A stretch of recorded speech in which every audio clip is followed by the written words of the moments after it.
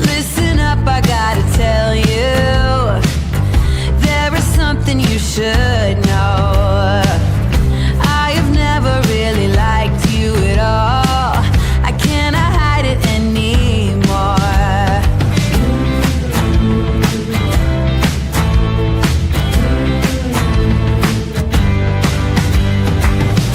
I've been thinking about the future, trying to forget about the past. So many ways that I could change for the better.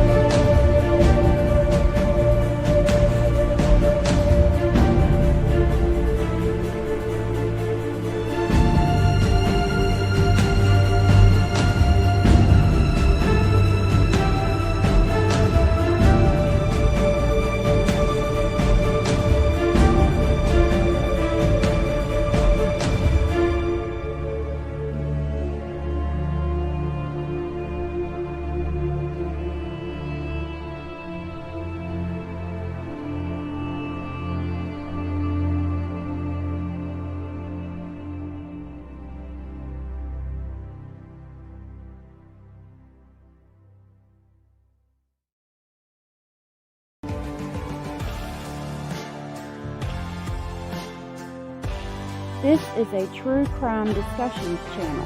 We speculate. This is all just speculation. Because it's true crime, it's for mature audiences only. There will be no children allowed, no exceptions. Everything on this channel falls under fair use. Please remember to like, comment, subscribe, and share. It's free.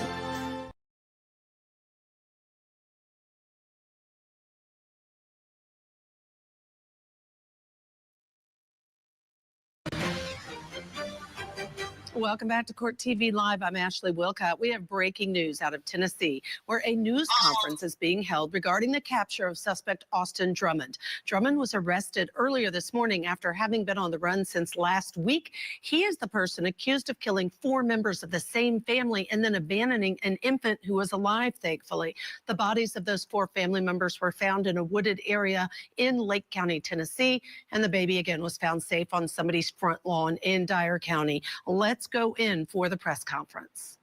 Good afternoon, everyone. Thank you for joining us today. I'm Bibb Wheeler, Public Information Officer for the West Region of the Tennessee Bureau of Investigation.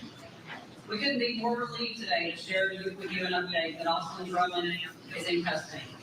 That is a significant win for all the dedicated agencies that worked tirelessly over the past week to bring him to justice.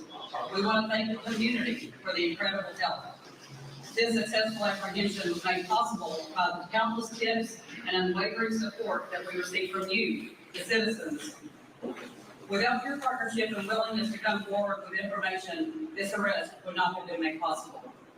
Thank you for being the eyes and ears. After everyone speaks, we will open it up for questions, but please note this is an ongoing investigation, and you're going to have questions that absolutely cannot be answered at this time. With me here today to provide more information on the capture of Austin Drummond is TBI Director David Roush, Jackson Police Chief Tom Corley, U.S. Marshal Western District of Tennessee Tyrese Miller, 29th Judicial District Attorney General Danny Goodman, 26th Judicial District Attorney General Jody Pickens, Lake County Sheriff Brian Avery, Dyer County Sheriff Jeff Fox, and Madison County Sheriff Julian Schleiser. Thank you, Kim, and thanks to each and every one of you that are here today. Let me start by making it very clear. This is a phase of the effort. The capture is a phase. We will move into the next phase. We've already started that at this time. So this is not done by any means. This is just, we are now able to move into the next phase. So I do want to say thank you. This is a perfect example of police community cooperation. And there is no better example for this country of the effort that has gone into this week-long challenge, trying to find a suspect after the horrible, tragic deaths of the family that was taken from the Lake County community. And so I do want to say thank you to the local, state, and federal agencies that all came together tirelessly, working 24 hours a day for an entire week until today, when finally we were able to get the lead we needed to find the suspect and get him into custody.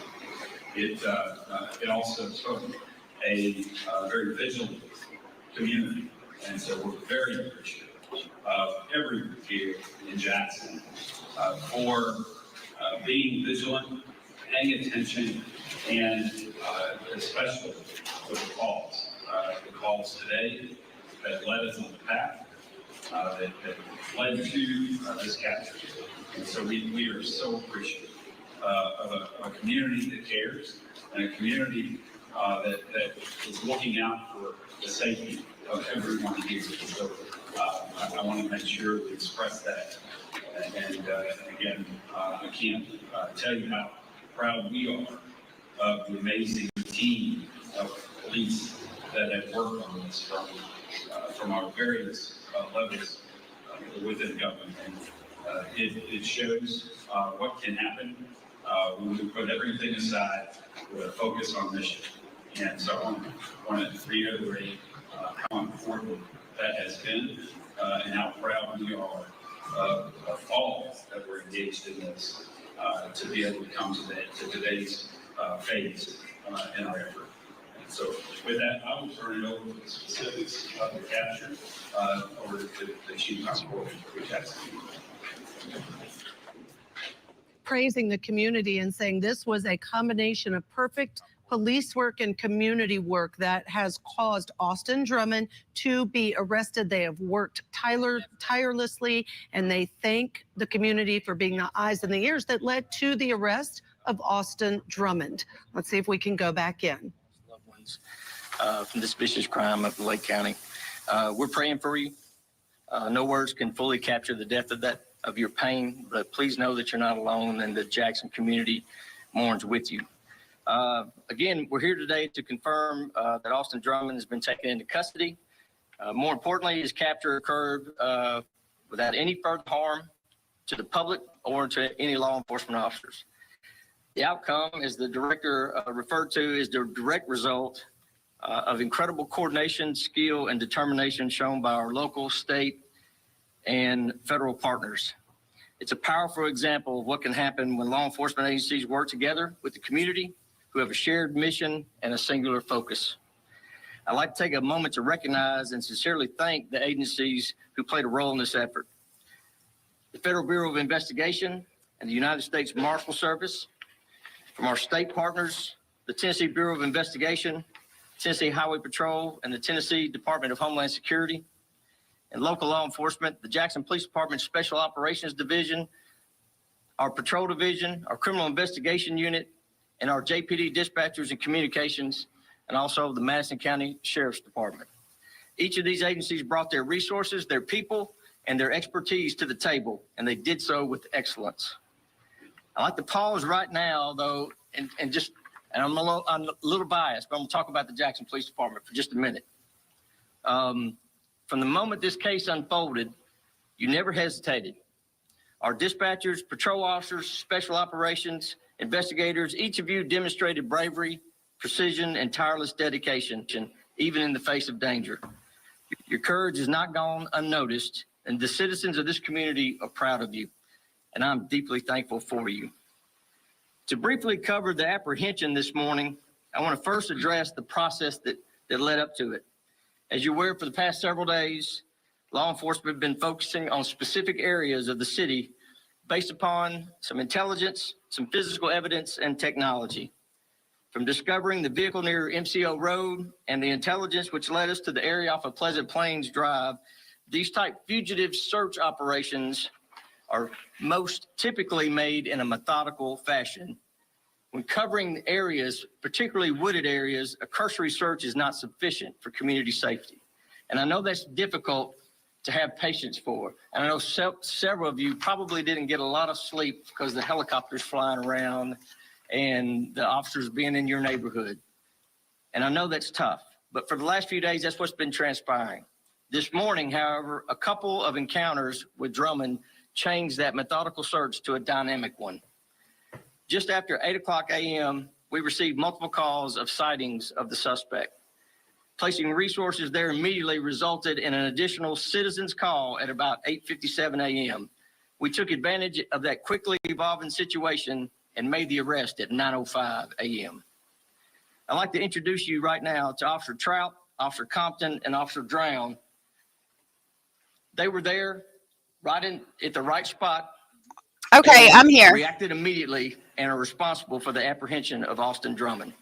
And thank God for that. Sorry about that, y'all. I apologize. I had a very important family phone call to take, but I am here. I apologize. Dainty Dane became a member. Thank you so much for that. That was so very sweet and supportive of you, and I really appreciate that.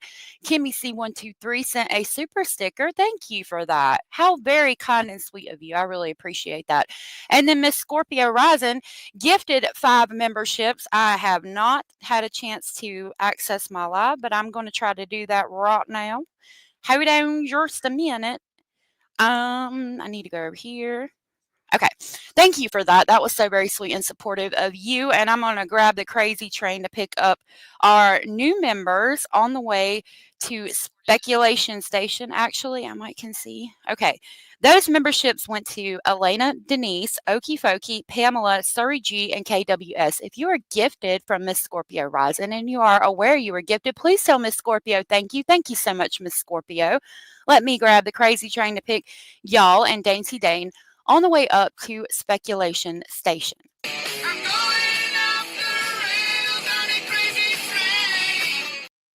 Okay.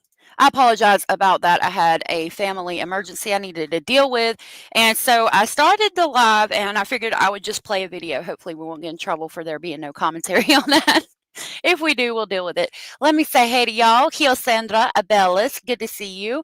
I saw that I hit 14,000. Thank you for that. That was pretty cool. I noticed it last night. And I thought it was really cool. I appreciate y'all for that because that's not just me, that's y'all. Dainty Dane, good to see you. Jojo, good to see you. Thank you guys. Everything's good.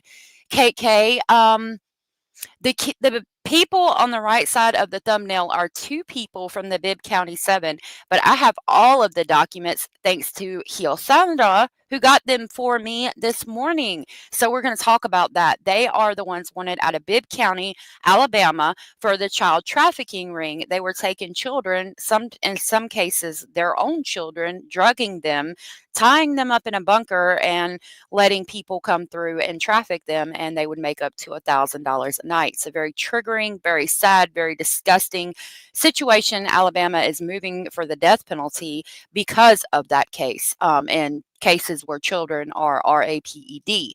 And I am praying with all of my heart, mind, body, and soul that they do get the death penalty. Southern Cats, good to see you. Dandy Lioness, good to see you. Ali X, good to see you. Tom, good to see you. Vicky the Leo, good to see you. Okie Fokie, good to see you. Nice to meet you. I'm so glad you're here. Rhonda, good to see you. Kimmy C123, thank you again for the super sticker. Edith, good to see you. Miss King of Anything, good to see you.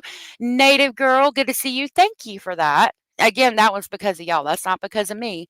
Y'all did that. Thank you for that. Monica, good to see you. Cindy from sunny South Florida, good to see you. Good to see you. Mrs. O, Amy, aka Miss Scorpio, good to see you. Let's see. Jenny Jen, good to see you. One sunny day, good to see you. Stephanie, good to see you. Hello. Good to see you. Hello. Okay. Connie, good to see you. Connie's sister, good to see you. Lisa Lynn, good to see you. All right. If I missed anybody, Soups, there you are. Good to see you. Let me know and I will shout you out. I'm just scrolling. Sandra, good to see you. Westside Crumb, good to see you. I think that's everybody. I want to know the motive of why. Oh, okay. So I might have the motive, allegedly speculating, because there was some screenshots on that Facebook app there, and we might have a motive in this case. Madeline, good to see you. Teresa Clay, good to see you. Julie, good to see you. So glad y'all are here. So I'm going to continue to play this video, and we're going to get an idea of what happened as far as the police coming out and speaking about everything afterwards. And I've got a lot of stuff. I do need to send the stuff on Drummond to myself real quick so we can talk about it. Connie Branch, thank you so much for the super chat. That was so very sweet and supportive of you, and I really appreciate that. Connie said, thank you for your time yesterday. Love the channel. Thank you. I was actually it was very fortunate that I saw that he was caught, and I was like, oh, I've got to bring this to the speculating family immediately. So I decided to go live. Thank y'all for being here again today. So let's continue to see what the police have to say about what happened yesterday with Austin Drummond. As this case moves forward, any additional charges or prosecutorial decisions from any actions that may have occurred within Jackson will be deferred to District Attorney Jody Pickens. We will continue to support his office and the TBI as this process unfolds and ensure that every step toward justice is taken thoroughly and properly.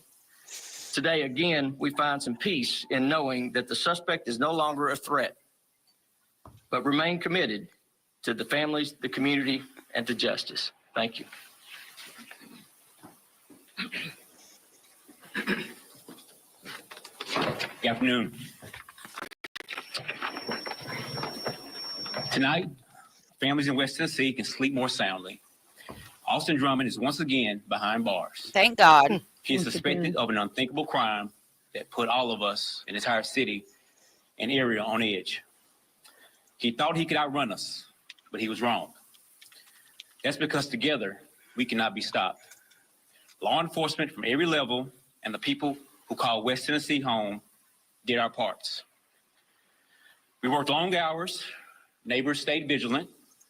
And I've got an interview from the guy who actually found him and saw him and decided to report something. And I just want to say, I hope that man gets the reward money because he seems like he is very deserving of it. I mean, just seemed like such a great guy. And we're going to talk about that. Teresa said, ever since Stephen Stern's non-trial bullshit, allegedly speculating, is about all I've been able to listen to. Still not chatting much, but y'all make my heart feel better. Well, thank you, Teresa. You make my heart feel better too. Abraham said, praise Jesus. Yes, sir. Tom said, Austin is quite possibly the only white guy in the Vice Lords. Maybe. It appears to be a prison gang, and actually, even talking about the alleged motive behind the crime, it all goes back to the Vice Lords.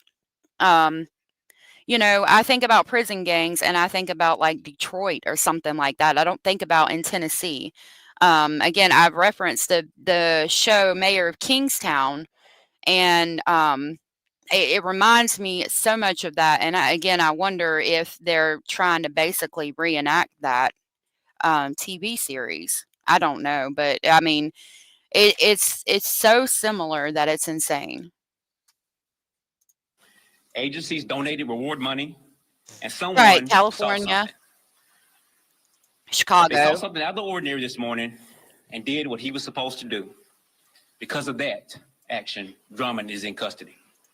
No, JoJo said so he was gang free until prison. Oh yeah, but he went to prison at the age of 16, okay? And then when you go to prison, I mean, it's kind of like the movies, probably because of the movies. Like, you know, these gang members and things like that see those movies and they kind of reenact it.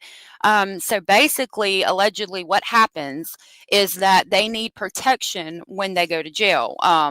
There's different affiliations, different groups, Aryan Brotherhood. There's all kinds of different groups, and they will fight inside the prison, and certain gangs will get, you know, drugs and money and phones and all of the things like we've seen Austin Drummond have on his Facebook.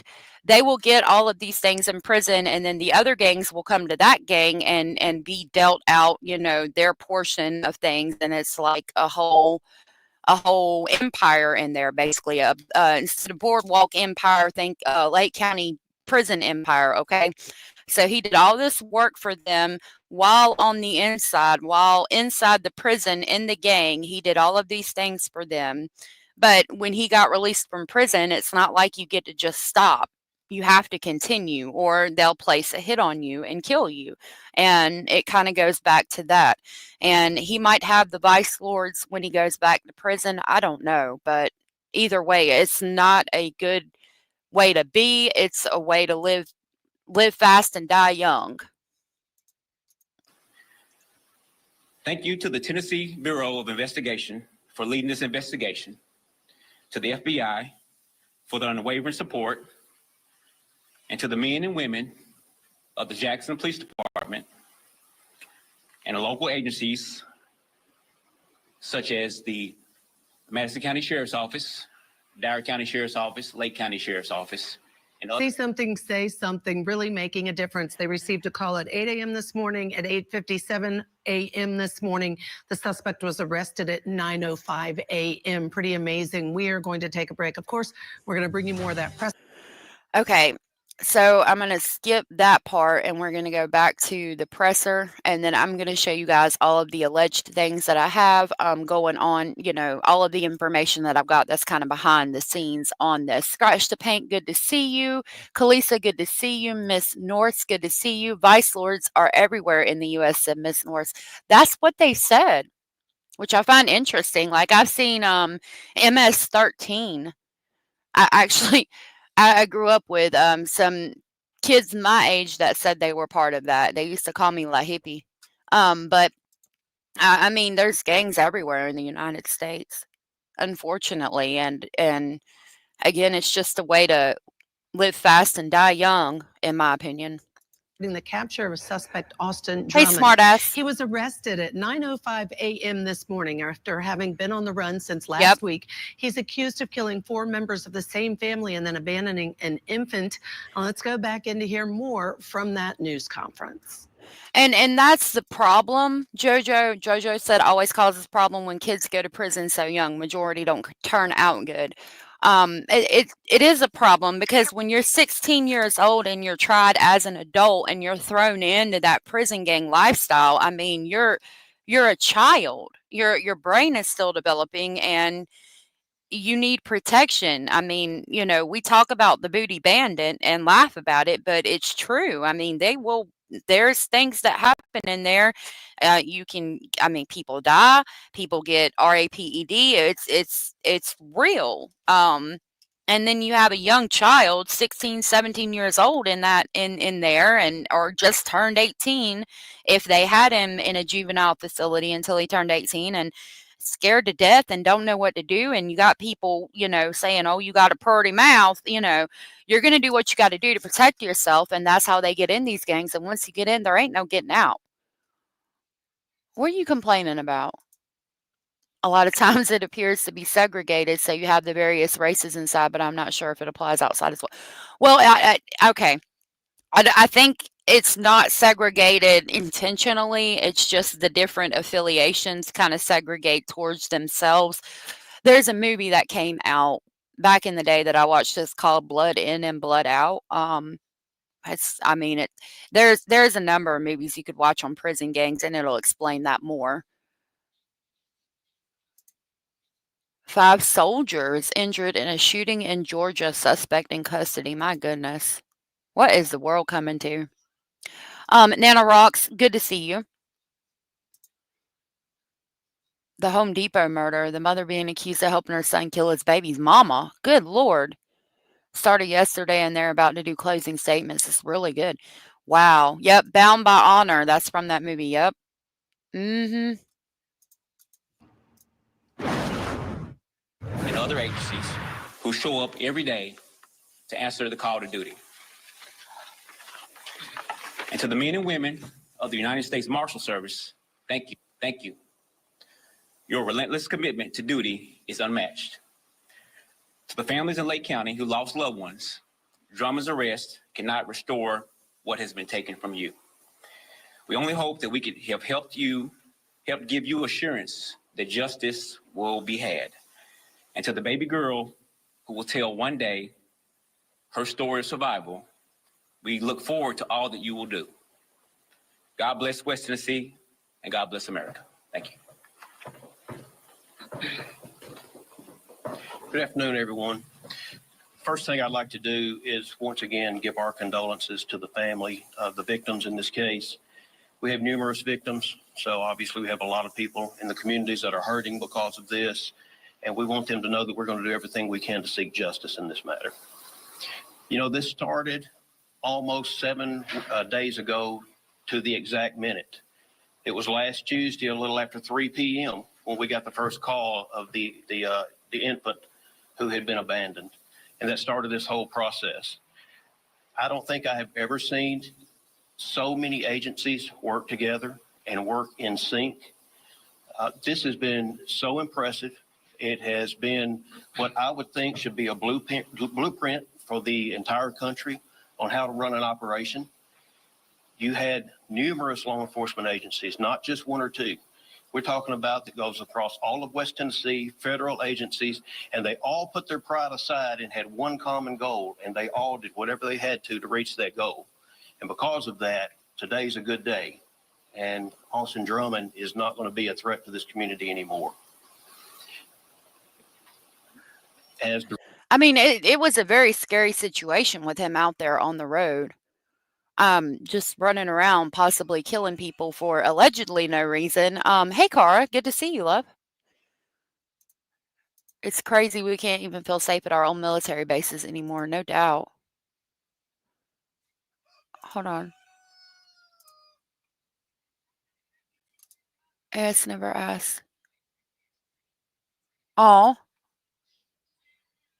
I didn't see what you said, but thank you. I appreciate you so very much. And if y'all don't mind, hit the thumbs up. I appreciate that. The thumbs up. It was scary having him out on the loose, but I mean, obviously it was a targeted attempt from what they've said out to the public, and he did appear to know the family, and I think it allegedly was more of a targeted attempt. Director Rouse said this was phase one. The real work starts, and the lengthy work will start at this point. Investigations do not end when a person is arrested. That's just the part to get them into custody. This investigation is going to go on for a good period of time. In addition to that, there will be lots of court appearances, lots of hearings, and we will do everything we can to ensure that the communities are kept safe, and we're going to do that by seeking justice in this case. I'm going to work with General Jody Pickens, because we do have a case. This time it's a little bit different because we're going across a couple of different judicial districts. And because of that, he and I will be working closely together, but we will work together just as law enforcement did with one common goal. And that's going to be to make sure that we seek justice. And with that, I'm going to turn this over to General Jody Pickens. Good afternoon. My name is Jody Pickens, and I'm the elected district attorney for the 26th Judicial District, which is comprised of Chester, Henderson, and Madison counties. Like the others who have gone before me, I would like to begin by saying that my condolences go out to the families of these victims who lost their lives. And so we will continue to work to achieve justice for them. Miss Scorpio did it again. Hey, Ashley, good to see you. Thank you so much for gifting 5 memberships. That was so very sweet and supportive of you, and I really appreciate that. Thank you so very much. Hold on. Just a minute. Those went to Zipporah Speaks, Elizabeth 316, Lynn B, Outdoorsy Life, and Charming Jenna. If you were gifted from Miss Scorpio and you are aware you were gifted, please tell Miss Scorpio thank you. Thank you so much, Miss Scorpio. That was so very sweet of you. I'm going to grab the crazy train to pick y'all up on the way to Speculation Station. If you were gifted from Miss Scorpio, please tell Miss Scorpio thank you if you are aware. Thank you so much again, Miss Scorpio.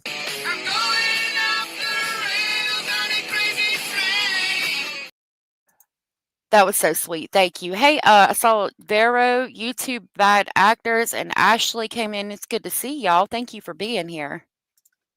The other thing I would say that I want to say that we are very happy that we can, at this point, bring a degree of peace back to this community, which has been on edge since this incident and since they have learned that this person was back in our community. I, too, am a Madison County resident. And I just wanted to say that when it comes to law enforcement, we are blessed in this area. We don't have good law enforcement. We have great law enforcement. And as what has been said before, people put their differences aside and work toward a common goal. And that is why we are all standing here in front of you today, because working together, they were able to bring some security to this region. Like General Goodman said, arrest often is just the beginning of a prosecution. There will be the investigation will continue. I will continue to consult with our law enforcement partners, also consulting with General Goodman, because there will be some decisions made. Thank you so much to Chris Ann Hall for joining us. Coming up, Michael Ayala is joining me for more of that news conference underway in Okay, hold on. I'm going to try to skip ahead to continue the news conference. Decisions made, we will be working towards making sure that anybody that may have had a hand in assisting Drummond will be held to answer for that.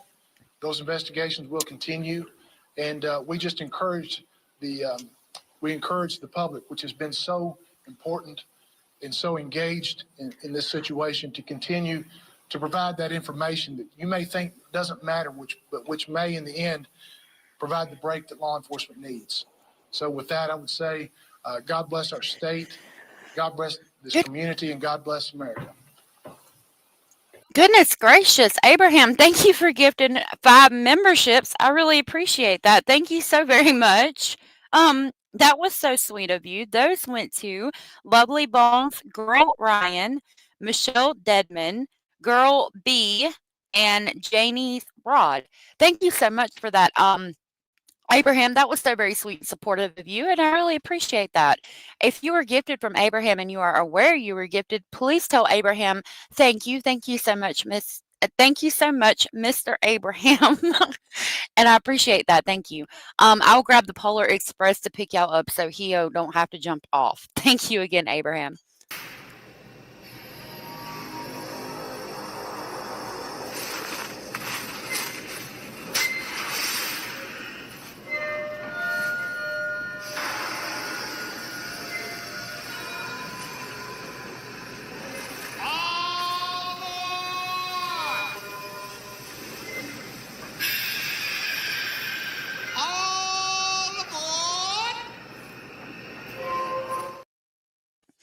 Oh, Abraham said, thank you for keeping us entertained in our afternoons. Thank you for being here and hanging out with me while we learn about these news stories. Thank you so much for that. Y'all are being so sweet today. I appreciate that. Thank you.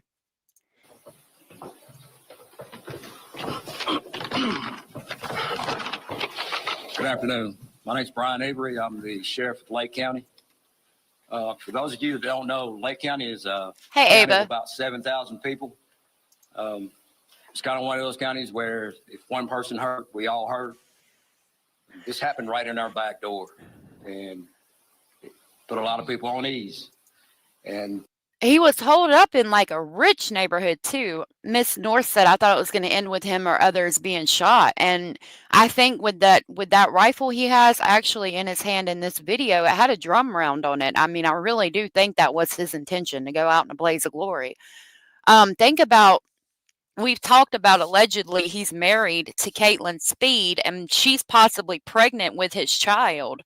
And then, okay, when we talk about the motive, if the motive is true, allegedly he was basically forced to take out the family members. I mean, could you imagine?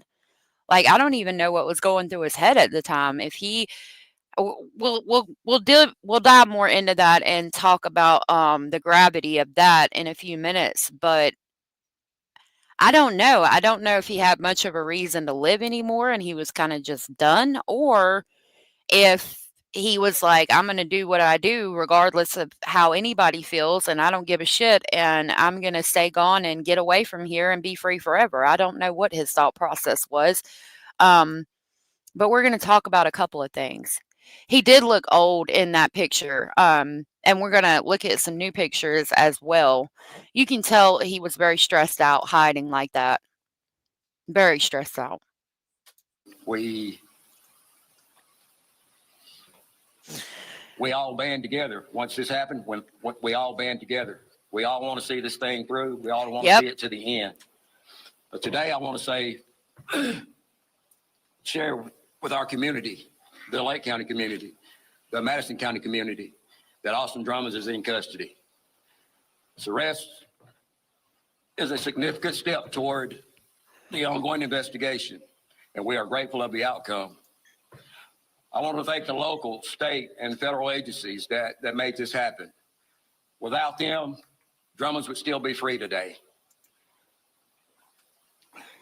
The community stepped up with the phone calls, the text messages, the emails. If it wasn't for them, we would still be searching. We would still be looking. To the families of the victims, Please know that our thoughts and prayers remain with you. While this arrest brings some measure of relief, we realize that the road to healing is going to be a long one. We as a community continue to pray for the families affected, for those still processing the trauma of these events. Justice will continue to be pursued, and we will remain committed to doing everything we can to support those impacted. Thank you.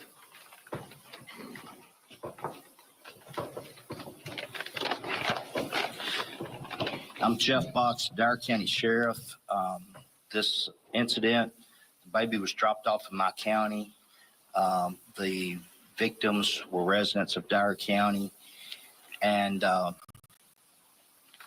want to start today by recognizing those victims. I left the funeral home just before I got here today of one of the victims, and I spoke with both his mom and dad. And that's probably going to be Matthew Wilson, and we looked at his obituary the other day, and we saw the photos of him and his family, and it was just a very sad thing to see.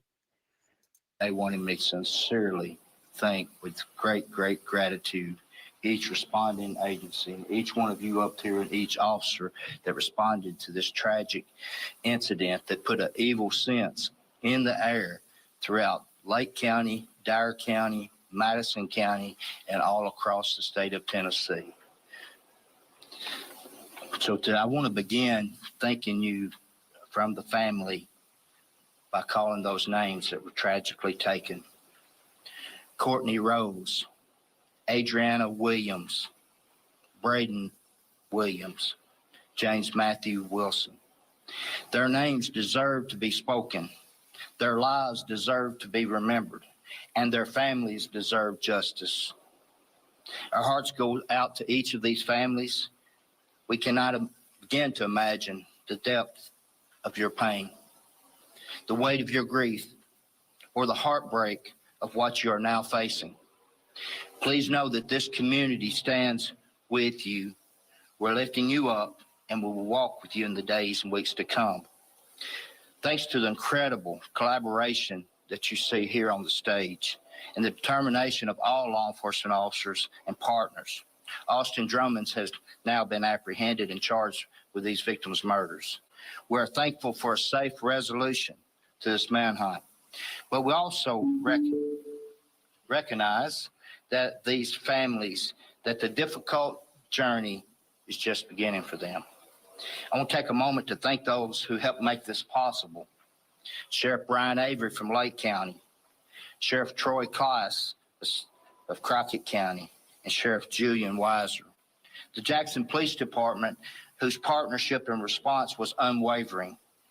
Our state partners, the TBI, Bureau of Investigation, who kept us informed every step of the way, and the Tennessee Highway Patrol. So Tennessee is a death penalty state, and yeah, if you commit 4 homicides, quadruple homicide, I would think, yeah, you're going to be facing the death penalty. And the thing about it is, I mean, you can't exactly get up there and say, well, you know, the gang made me do it. The vice lords told me I had to do it. I mean, I suppose you could, but how well that's going to go over, I don't know. I'm interested to see what his side of the story is going to be, and I'm going to try to follow it as much as I can. It is hard to get documents out of Tennessee and Arkansas, but I'm going to do everything I can to get those documents. A lot of stuff is posted on X and Facebook, and I've started to use that more because of this case and just look for verifiable sources. So I'm going to keep you as up to date as I can, but I imagine he's definitely going to be facing the death penalty. Jojo said, you see, he put his head on the door for a second in that video, kind of like he was frustrated that the door didn't open. I mean, I would think with his life of crime, he could have easily gotten in that door if he wanted to. But then you think about alarms setting off and maybe alerting the police that you're there. I don't know. Our federal partners, the FBI and the U.S. Marshals. Every deputy, every officer, every dispatcher, and investigator who contributed to this effort, we thank you. As well as the public information officers, Kim Wheeler of the TBI. Hey, Cuban. And Stephen Sutton, who led an important work of keeping the community and the public informed while we had boots on the ground working this case, assisting in working this case. Thank you to the community. We can't say enough about how your support and cooperation has been the best, not only to keep yourself safe, but to help in his capture today. Let me be clear that the manhunt is over. The justice process is just beginning, just like General Goodman stated. We remain fully committed to continuing this investigation, including the vehicle that was found in Dyer County, the infant that was abandoned in Dyer County, every tip, every detail that we receive, every lead that will be followed through completely and thoroughly.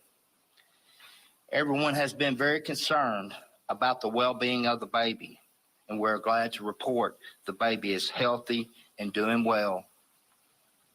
As we leave here today, let us join with the victim's friends and other family members as they lift up the victim's family in prayer for strength and support that they're going to need in the days ahead. So thank you. Sheriff Julian Weiser, Madison County. I just want to say thank you to the community for the support, the prayers, being vigilant. I got to witness some hard work this week. It was 5-6 days of high intensity. Local, state, federal law enforcement officers across this county.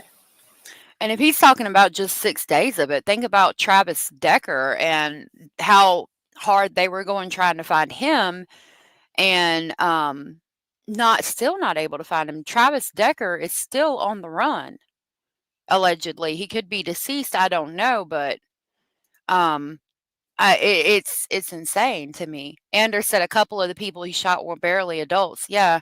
Braden Williams was 15. Matthew Wilson was 20. The mother was 21. Allegedly. We're going to talk about it, Wendy. It's good to see you. I saw Tom said something, but I can't find it now. I think that he's the media said that they were going to pursue the death penalty in this case. So, and like I said, I mean, we're talking about Tennessee. They don't play. And it's a quadruple homicide, so I would think they did. And not Anders. Abella said that hopefully he won't have it that luxurious in prison this time around. I hope not, but if he's part of the Vice Lords and went this hard for them, I don't know. He might. Considering that he was in a maximum security detention facility, and he would have been because of the charges he acquired while he was in prison. I don't know. I mean, if he got away with all that in a maximum security facility, I don't know.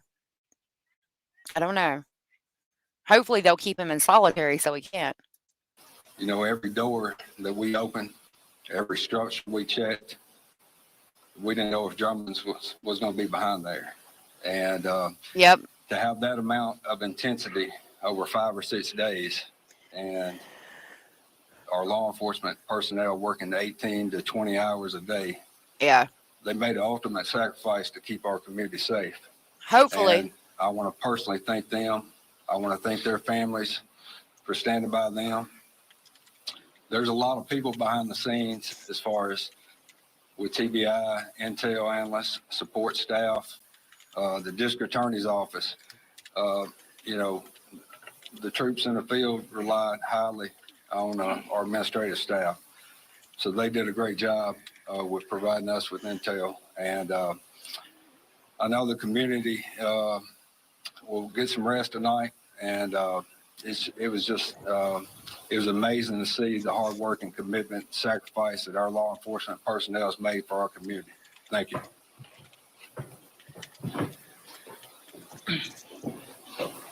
All right, that'll conclude the remarks. Are there any questions that we might be able to handle? Yes, sir, please. Brendan Tierney with WSMV 4 News in Nashville. What's the working motive at this point? Any idea, anything you can tell us on why he did this? Yeah, and at this point on a working motive, we are unable to speak about that. Still all part of the investigative process at this time. Yes. I've got an alleged motive from Facebook. Now we're going to have to take it with a grain of salt, but it makes sense to me. Williams with Channel 5 out of Memphis. Drummond was out on bond for multiple charges out of Lake County and Trousdale County. One in Trousdale County being allegedly smuggling drugs inside I hope the not. jail, still inside the jail. Will that impact his investigation right now with his? In terms of his prior charges that he also has picked up while he was in prison, all of those certainly will be taken into consideration as we move forward in the justice process, as you've heard the generals speak to. So yes, all of his activities will be certainly considered, not only in our investigative effort and the justice process, but certainly in his housing and how he'll be managed going forward. Yes.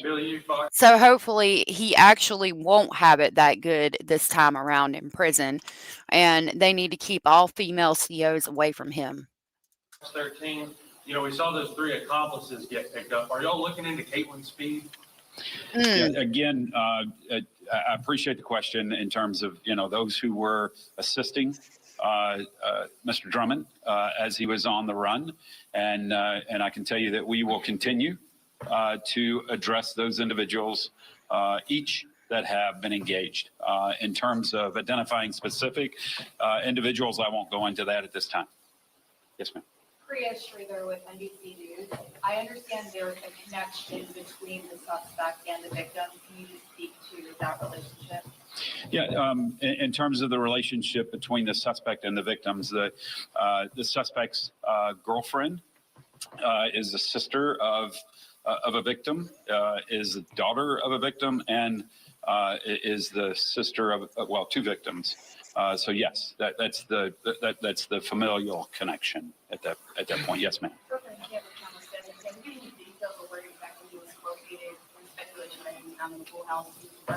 Yeah, I'll let Chief Corley address that. Sure. Yeah. Yes. So the first call we got, he was out in that area. The second call that we got that led to the apprehension, he had been in that area and was in the wood line, I believe, the wood line right behind that. So, but as far as the location where he was standing or staying overnight or during the day, yes, it was an abandoned or a vacant building.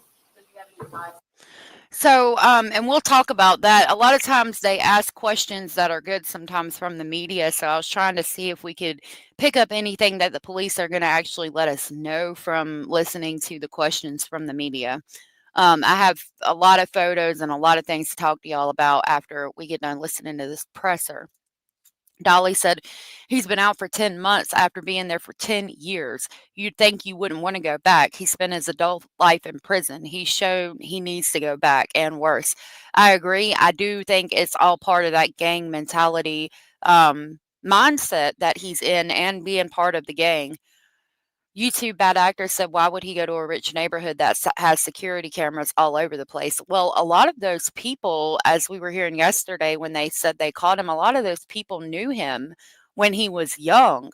So I'm thinking he might have grown up in that area and maybe his family lives in that area. I don't know. I don't understand how a lot of the people that live there, or some of them at least, knew him when he was very young.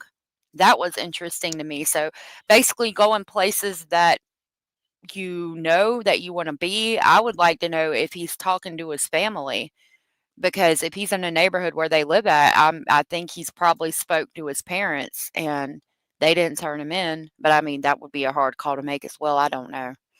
A lot of speculation on my part just now, just for the record. I don't believe so. I can't tell you that. Was he armed when you found him? No. I don't know. Has he been in that pool house? I mean, I couldn't tell you. Not right now. Hey, IMO. I know you all talked about community support. There was a large reward out. Will somebody get that? Will you divide it? How will it work? Yes. So in terms of the reward, what will happen is we will vet the information that we obtained and determine who would be appropriate to receive the award. So we'll look into that very specifically to determine who it will. More than likely, from what I have heard, there may be more than one person that will receive a portion of the award. I hope that man that called it and gets it because the one person lived there, and I mean, I'm just speaking my mind here, but if you live there, I think you got enough money. That one man that worked there, I think he should get it because he's the one that led to the arrest. Anyway, that's just my thoughts on that. Anders said, I listened to someone yesterday who thought it was very stupid to give him parole. And the thing is, he wasn't paroled, okay? He had served his 10-year prison sentence, and then he basically got other charges, right, while he was in prison. So he got the attempted homicide and the drug charges and things like that. So what happens in cases like that, in circumstances like that? Once you finish serving your prison sentence, then you get transferred to whatever county your other charges are out of. Okay, so I'm going to give you an example. One time I got in trouble for larceny. Okay, and so I had been to court in another county, and I was supposed to go back to court, but I didn't go back to court, right? So they picked me up on larceny, and I served my, 60 days for larceny, let's just say in Smith County, okay? So I'm in Smith County, and they say you have 60 days to stay in jail for larceny. Okay, so I served those 60 days. Well, out of Joe Blow County, I've got that one failure to appear because I went to court, but then I didn't go back. So what would happen is when I got done serving my 60 days for the larceny out of Smith County, they would transfer me to Joe Blow County and say, okay, you got a failure to appear here, so you're going to stay in jail until you go to court, and then you're going to handle that charge here. Okay. So basically what happened was Austin Drummond did 10 years in prison, okay? And then he was done with that. And they said, okay, out of Lake County over here, you've got a homicide. I don't know if that's where it's at. I'm just giving you an example. Out of Lake County, you got an attempted homicide charge. And out of Dyer County, you've got a methamphetamine charge, okay? So instead of walking out of prison, he would go to Lake County for the homicide charge, okay? And when he got there, they would say, okay, you're staying here, you're charged with homicide, your bond is $2,000, okay? And then they would say, in Dyer County, your bond is $3,000, okay? So he's got a total bond of $5,000. If you get a bail's bondsman to give 10%, that's, I don't even know, let's just say $1,000. If he posted a $1,000 bond, he would get out. And he would be free, and he would be supposed to go back to court for the homicide charge and the methamphetamine charge.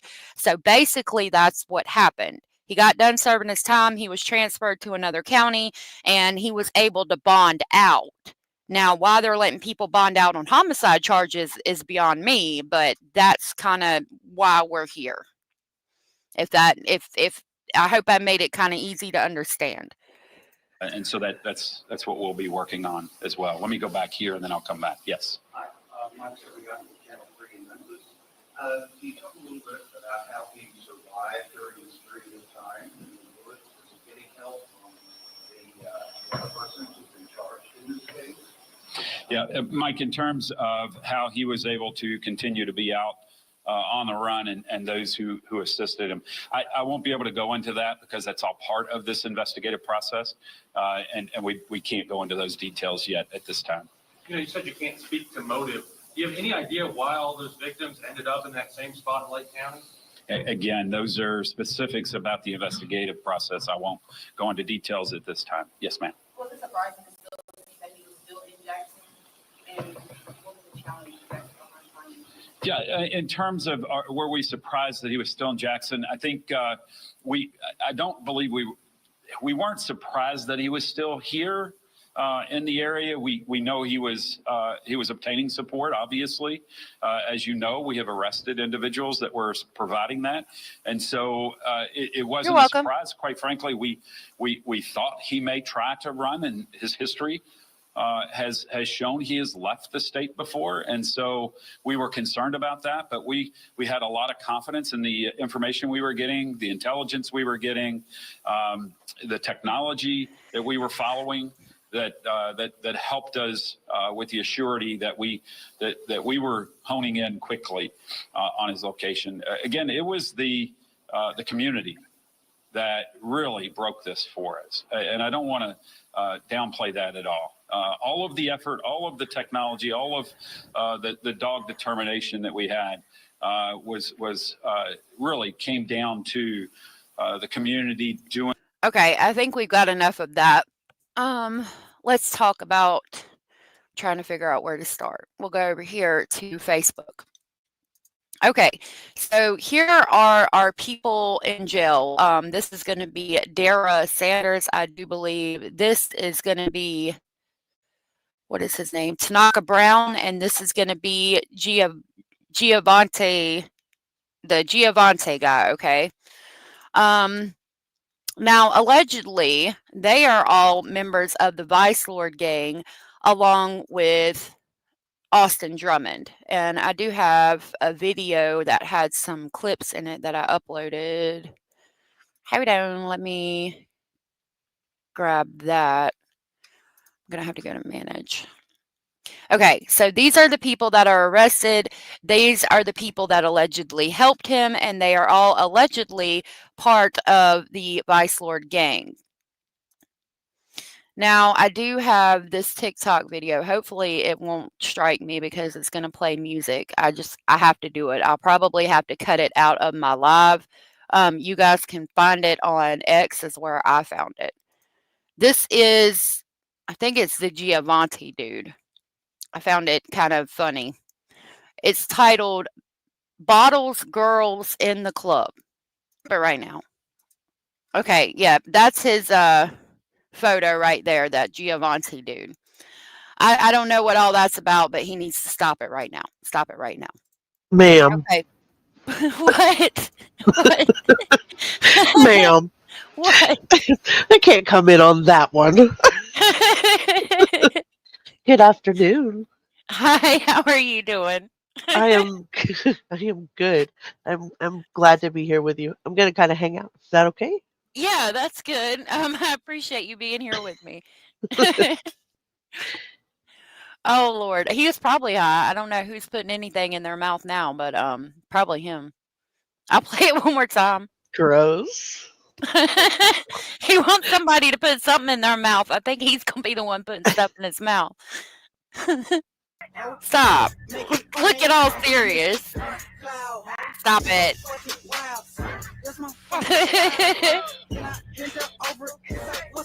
Okay. Oh, hold on. That's our guy that found him.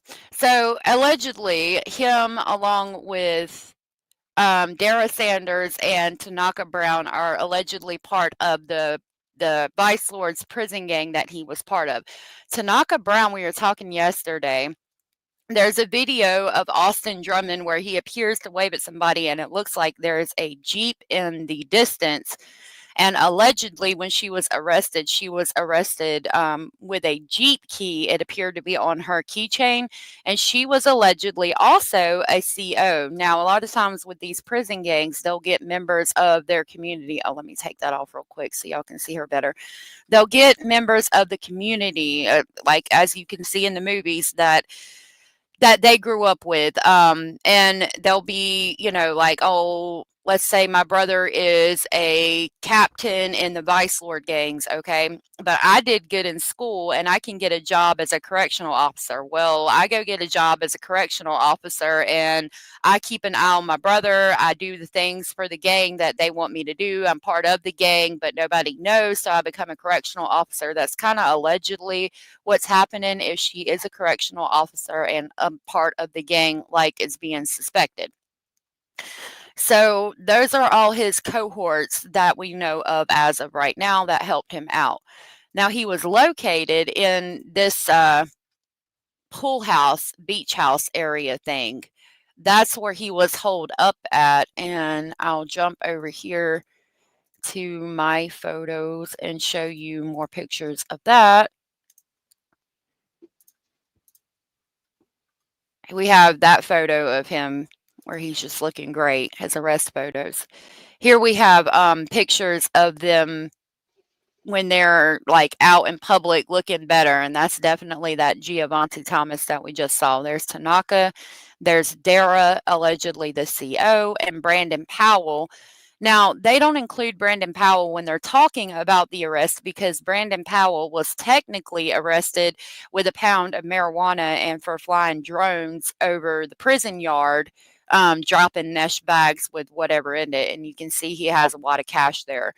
Did you Allegedly. guys see those? Did you see them? Did you watch the video or did I miss Mm-mm. that? Or did you see what was in the bags that they got? Oh, we looked at the news source. I can pull that up if you want me to. I didn't notice what was in the bags. You Did want you me to see show something? you? Yeah. Oh yeah, hold on, let me pull it up. Hold Look at that. on. Look at that. What? Look at that. Look at that. Oh yeah, okay, you got it. So what is it? I mean, it's cash, a Nintendo, the badges, the weed, the phones, The phones and the dirty 30s. what is that? What are these? I don't Is know. that to tase some? Are they like new age tasers? What are those? Does I anybody don't know? know. I've never seen them before. I see the weight. The scale obviously is not what was in it. It was just what was going into the prison was on the scale. So Yeah. all of those, I mean, and there was F here, F pills, Mhm. and then the drone that they actually caught. So how much weight can those hold? I don't know. It looks like there's a bag of what would that be? About an ounce? Oh, girl, I'll be honest with you, I've never even seen that kind of stuff in real life. Oh, okay. I'm So innocent in that part. So if that's a pound, then yeah, it's probably an ounce each of marijuana going in each bag, and they're going to put as much as they can. So I'd say they'd hold about an ounce because they're going to give as much as they can to the person they're giving it to in the prison to push out as much as they can and to get back as much money as they can. that is scary. That is Mhm. scary. So how, before they were having to do it by putting it in their body, and now all they're having to do is just like fly it in by drone. Yep. Those Yep. 06 And 465, whatever that means. So probably I don't know. I one don't know pound what of they're it says it's a total of 1 pound of marijuana, yeah. like you said. Wow. Dollar Tree sells the mesh bags for $1.25 There's a lighter. I see that. and a phone charger for the phones. So was it just going back and forth with one little thing at a time? No way. That I would hope not be efficient. I hope not. I wish they weren't doing it at all, but I would think that they're putting more in it than that. Especially I don't know. It depends on. I was gonna say, especially considering like the what appears to be about an ounce each bags, but those could have been for people on the street. Maybe they were dropping it a blunt at a time. That's crazy. That's crazy. Abraham said, but I don't think all of that was in the drone. Maybe this was everything they what all that was everything they confiscated from him when From the they traffic arrested stop. him. Yeah, at It the says, traffic yeah. stop. I was going to say it says from the traffic stop, and it says believed to be on the way to Lake County, seized by the task force before it could get there. So it doesn't really show us how. I mean, just that one picture shows the charger and the lighter in there is all it shows under the mesh bag. So hopefully they can put more than that in there. Yeah. I don't know. Otherwise it's dangerous to have to go back there like yeah, one blunt at a time. Yeah. I'm sorry. All right, carry on. No, so YouTube Bad Actor said, so Dara Sanders is the girlfriend CO. No, the girlfriend CO is named Caitlin. Allegedly, Dara Sanders was also a CO. So there's Caitlin, the CO, that's his girlfriend, that's allegedly pregnant with his child that is related to our quadruple homicide victims.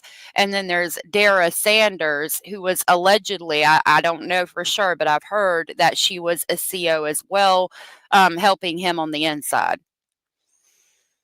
And allegedly, they're all part of the Vice Lords. and we saw Brandon Powell's Facebook rant where he called us all weird ass hoes for thinking that he was going to jail for being involved because he wasn't involved. And technically, he didn't get arrested for being involved in helping Austin. He got arrested for everything else, which I think he's going to be going down for a long time. So Okay. going back to, I guess your chat was asking what you thought, as what you've heard of, what would have been the motive for all of this. Have you heard what you think it would be, or have you developed a theory of your own? I found a Facebook post that tells me, and I believe it to be true because I'd heard it before. I gotcha. So this is the new picture of Austin that they took after they arrested him, and this appears to be Lake County. I'm hoping they don't put him in the same area as our other offenders there because their jail photos are taken the exact with the background the exact same. Hold on. The same exact measuring, like height measuring board there, their photos are on the same one. So I'm hoping they transfer them to different counties or transferred him out or something and they're not all together. That one says Obion County, right? Oh, yep. Obion County Jail. Okay, so he's not going to Lake County anymore. Good. And that's his that's his information where they arrested him. He got booked in August 5th at 2:38 p.m. in Obion County Jail. Thank you for pointing that out. Okay, here's one alleged Facebook post that somebody said. They said, quote, "Here's where things get even more troubling. Sources with direct knowledge of the situation tell us that at least one, possibly more, of our victims in Lake County may have been involved in this ongoing drug operation.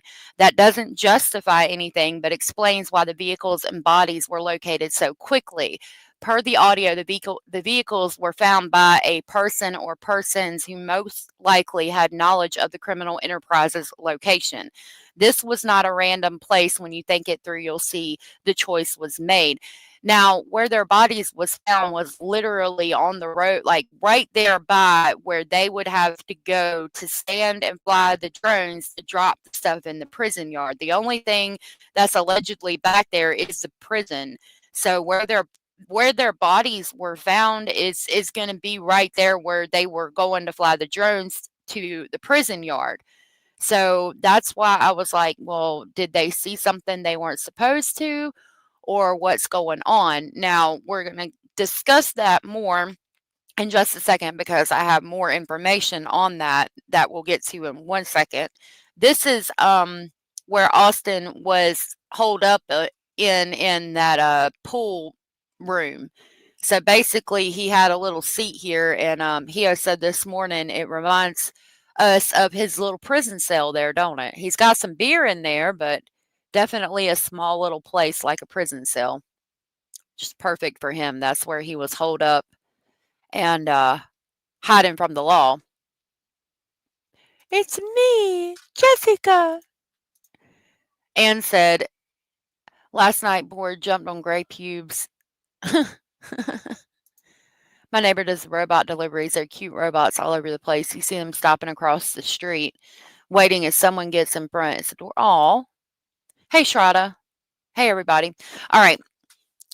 So this is the girlfriend CO, YouTube bad actors. That's Caitlin. And as you can see in this photo, that appears to be Austin Drummond, and they appear to be having their hands on her belly like she's possibly pregnant. She is the sister of Courtney Rose, the 38-year-old grandmother. This is our person who saw him walking in the wood line and called it in, and that was the reason Austin was arrested. But I did notice that he said he was walking in the wood line, which made me question things because I thought that Austin, especially with that AR and the drum round, was going to try to go down in a blaze of glory, and he evidently didn't shoot at the police. He went because they got him. I'm wondering if they walked up on him too fast for him to pull his rifle. And I have video of him right after that we can jump to real quick. Hold on. We'll come right back to this. All right. Here is our guy that called it in right after he called it in. All right. So what's your name? My name is Ricardo Contreras. Ricardo Contreras. And tell us a little bit about what just happened. Well, what happened was we are working over here, and we saw the guy walking in the middle of the wood. Thank you. And we thought, like, nobody wants to walk in the middle of the wood in the middle of this stuff.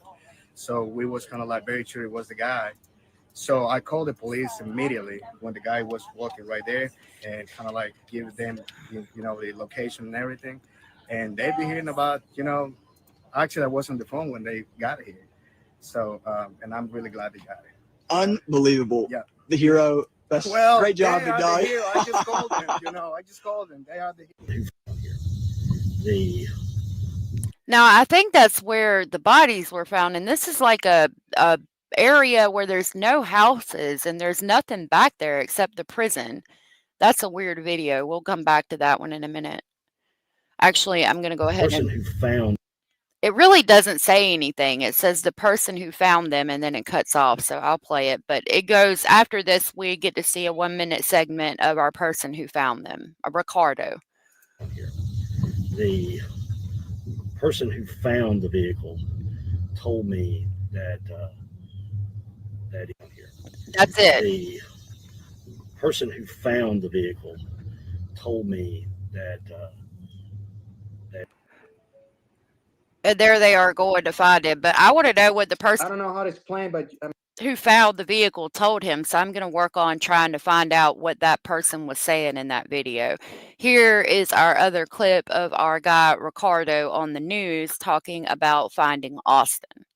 I mean, it was like I had the feeling from the beginning that it was him because Right. yesterday I was in that area, and when I came out from that subdivision, I saw a police with a light, and when I came out to the street, they got already blocked all the intersection in the streets.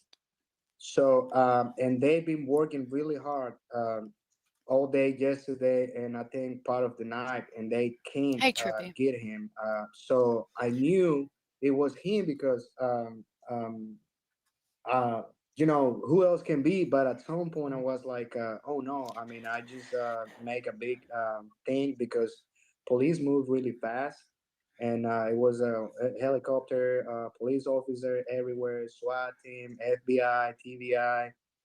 Everybody got there in a second. So, but something told me like it's him, and it was. So that was the little video segment I have. Hio, Trippy Dead, good to see you, said the red things were a drone battery, Autel Robotics Evo 2 battery. So they've got extra batteries for the drones to make sure they don't Well, there you go. die. I had no idea. I don't get out much. Thank you, Trippy. Yeah, thank you. I didn't know either, honestly. I thought that the taser thing made the most sense to me. I wasn't sure either. Taser batteries, they look the same, but yeah, that's great. Thank you very much for that. Yeah, thank you. Okay, and then there's more pictures of him, and then Austin right when they got arrested. Somebody pointed out there's a handprint on his shirt. I'm wondering if they ran up on him pretty fast and he didn't have time to shoot. Okay, now this is Austin's dad, Greg Drummond, okay, and he wrote this letter. Hold on, that's our possible motive. He wrote this letter that we talked about yesterday, but I did find it again and decided to put a picture. And the letter that allegedly he wrote says, "There are no words for the level of sadness we feel for the 4 young lives that were taken. The thought that our son could be responsible for such a tragedy is devastating. We urge Austin to turn himself in and end the panic and misery so many are feeling." And that's from the Drummond family. This is a picture of him when he was at the ripe young age of 16 years old, I do believe, or very young, around that age.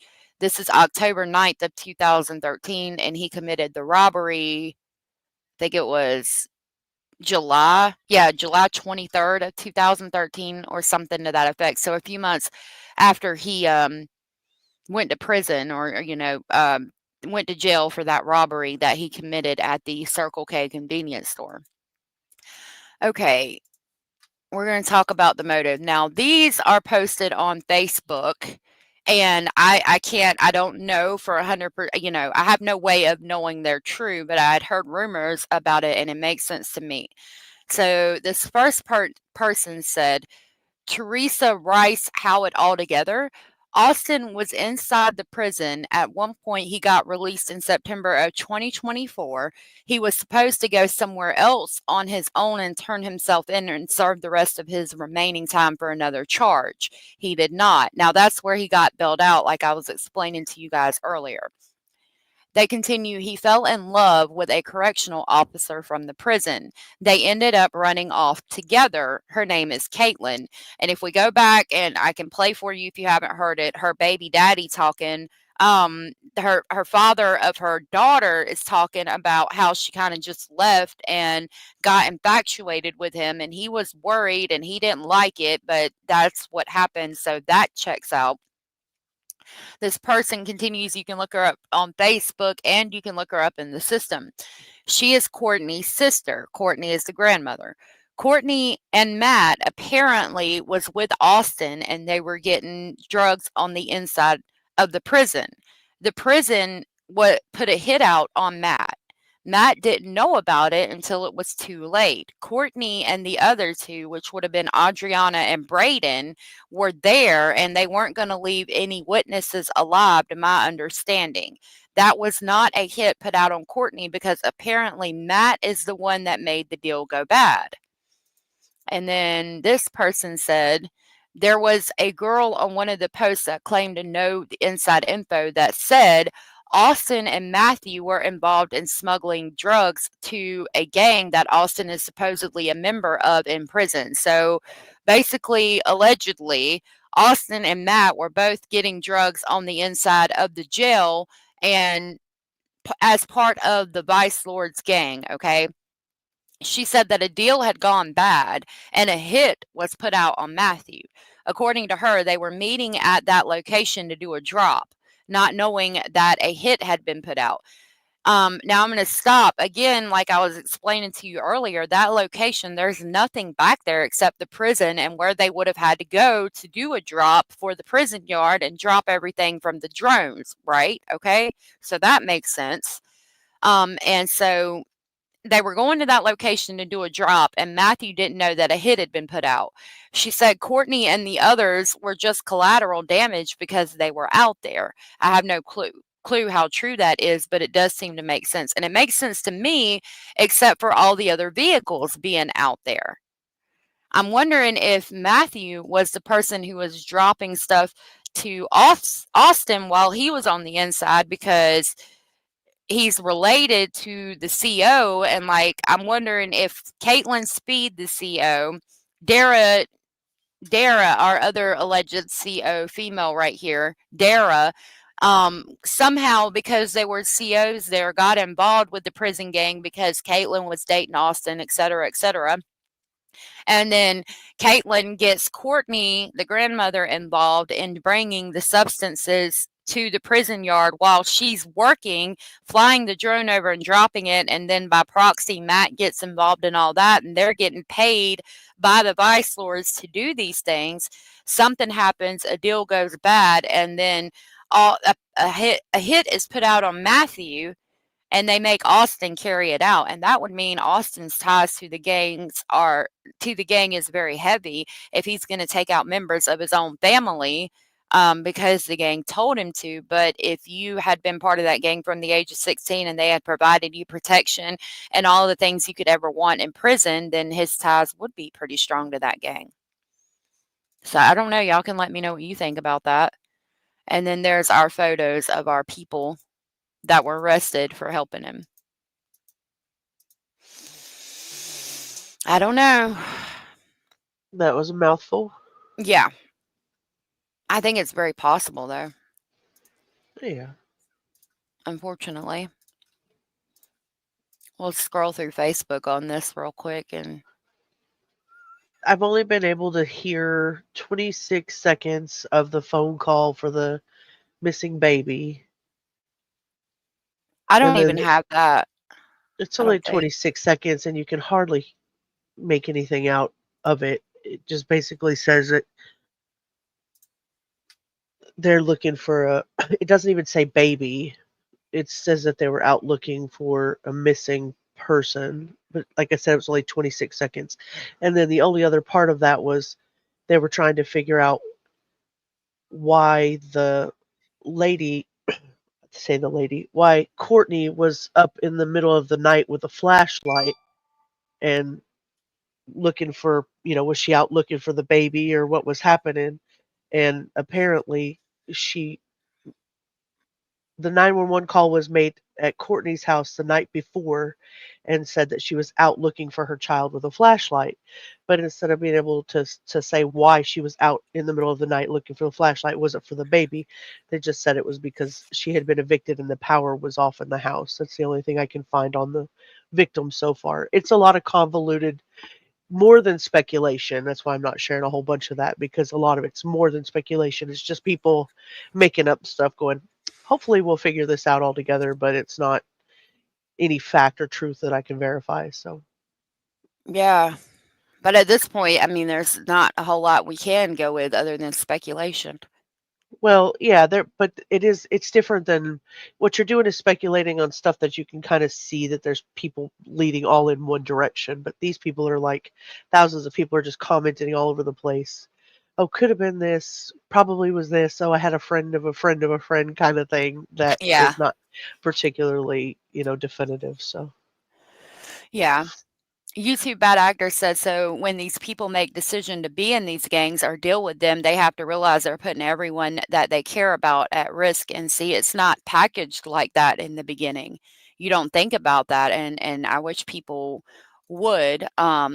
Dolly said that's the psychology of how gangs hook you. They fill the vacuum of a familial unit. If he started as a teen, he was probably heavily influenced. And yeah, gangs sometimes come for blood, and that's very true. will I come mean, before your own blood. Yeah.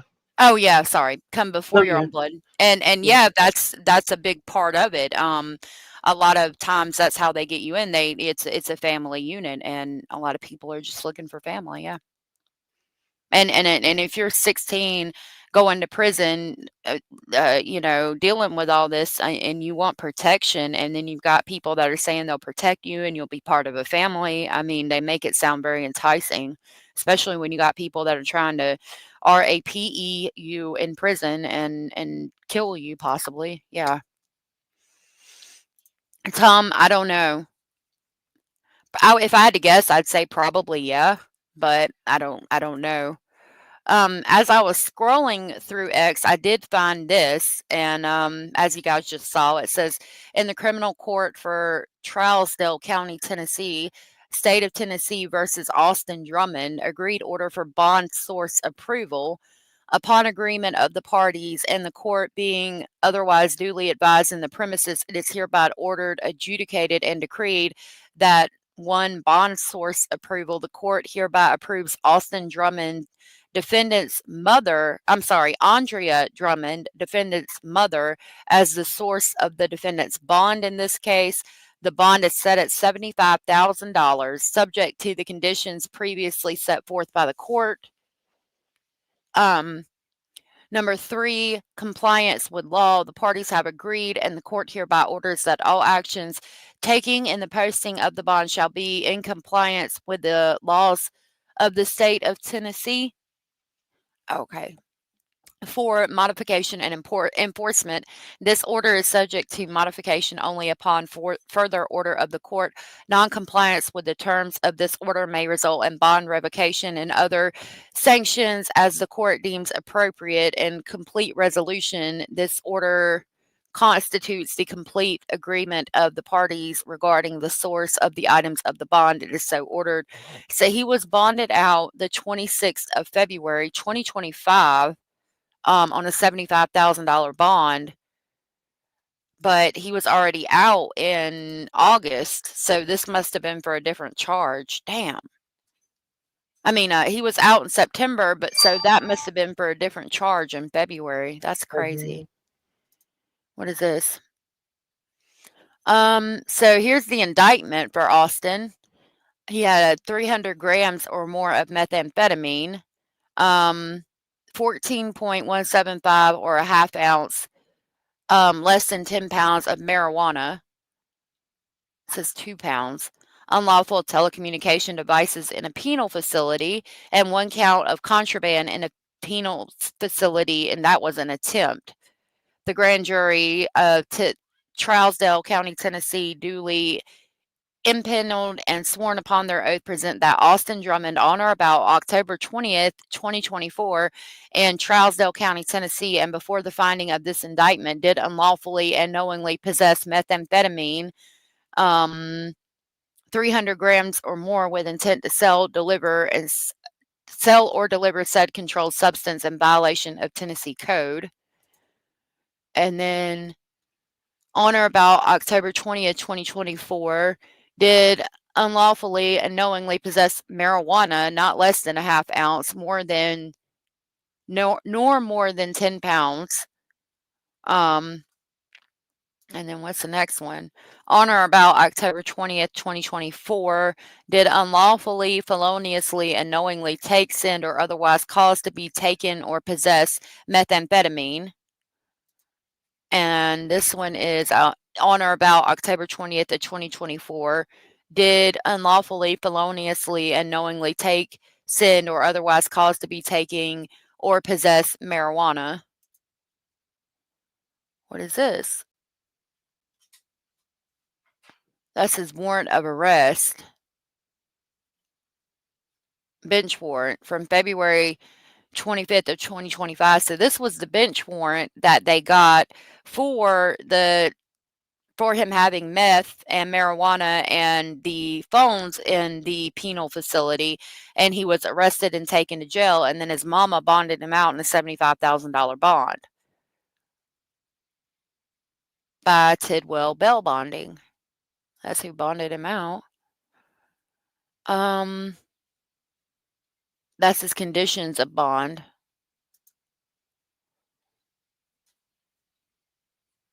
His attorney, John Hill, was representing him in that case. And then that goes back to the bond approval by his mom. Dang. See, if you're looking for stuff, always check X because they got the documents. Or if you got a good moderator like Hio, she can get the other documents. All right. It appears we're going to have to move to Tennessee. No doubt. Unless it goes federal. I do hear that local judge can't rule or can't Hey, AM. What am I trying to say without saying it badly? Did you see the post that Caitlin Speed had right before she deleted her Facebook? No, do you have it? Yeah, I'll show you while I'm trying to remember what I was trying to say. I don't think that judge can prosecute, or I don't think that judge can rule on a felony case. I think he can only take a plea of not guilty, and then they have to move it out from under that judge. He's got a hearing tomorrow, so we'll see. Interesting. I'll have to look it back up so I can verify what I'm saying. Okay. Those of you coming in, thank you for being here. So apparently this is what she posted the day before, according to this Facebook, to Abby Blabby, True Crime and News, said that this is what she posted before she deleted it. My stomach is in knots. If anyone knows the whereabouts of my niece, Adriana, and her boyfriend, Matthew, please, for the sake of their beautiful baby girl, report it, please. And then reposted the Tennessee missing and unsolved before she deleted it. And everybody has said they don't know where she is or if she's turned herself in. I haven't found anything with saying that she's in custody or anything. So still searching. But it's just like I said, it's just a bunch of convoluted people are really honestly trolling.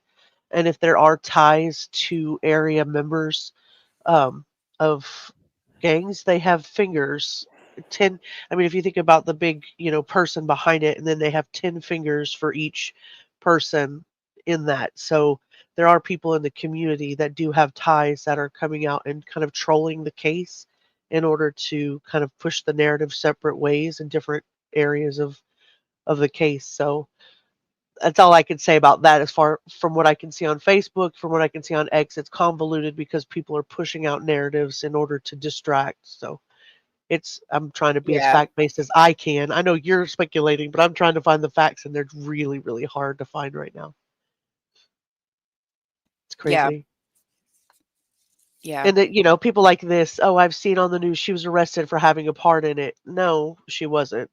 And they're, you know, ask her why she's lying. Oh, I'm not, you know, I'm not lying. Share a link. No, that nobody knows. These people are just putting out things just to spread misinformation purposely. So Right. And people do that. That's why you do have to be very careful. I usually don't mess around on Facebook or X, but that's where I found a lot of things on this case. As I far mean, for the rapid fire information that we're getting, is a lot of it's coming from people that are in that area because we can't get documents in Tennessee. So we're just having to go based on whatever we can find from TBI and whatever we can find from, you know, people that are posting online. It's really kind of where we're Right. at on that one.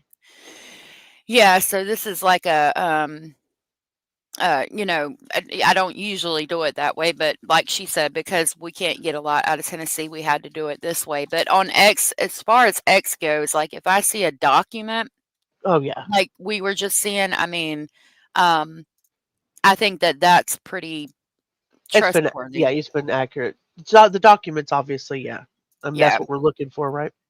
Yeah, so that's what I meant. I know earlier you were not you, but somebody was saying that X is scary, and it is, but like documents, I can trust. I saw that, but I don't know if that's related. It says Lillian Drummond's 102nd birthday.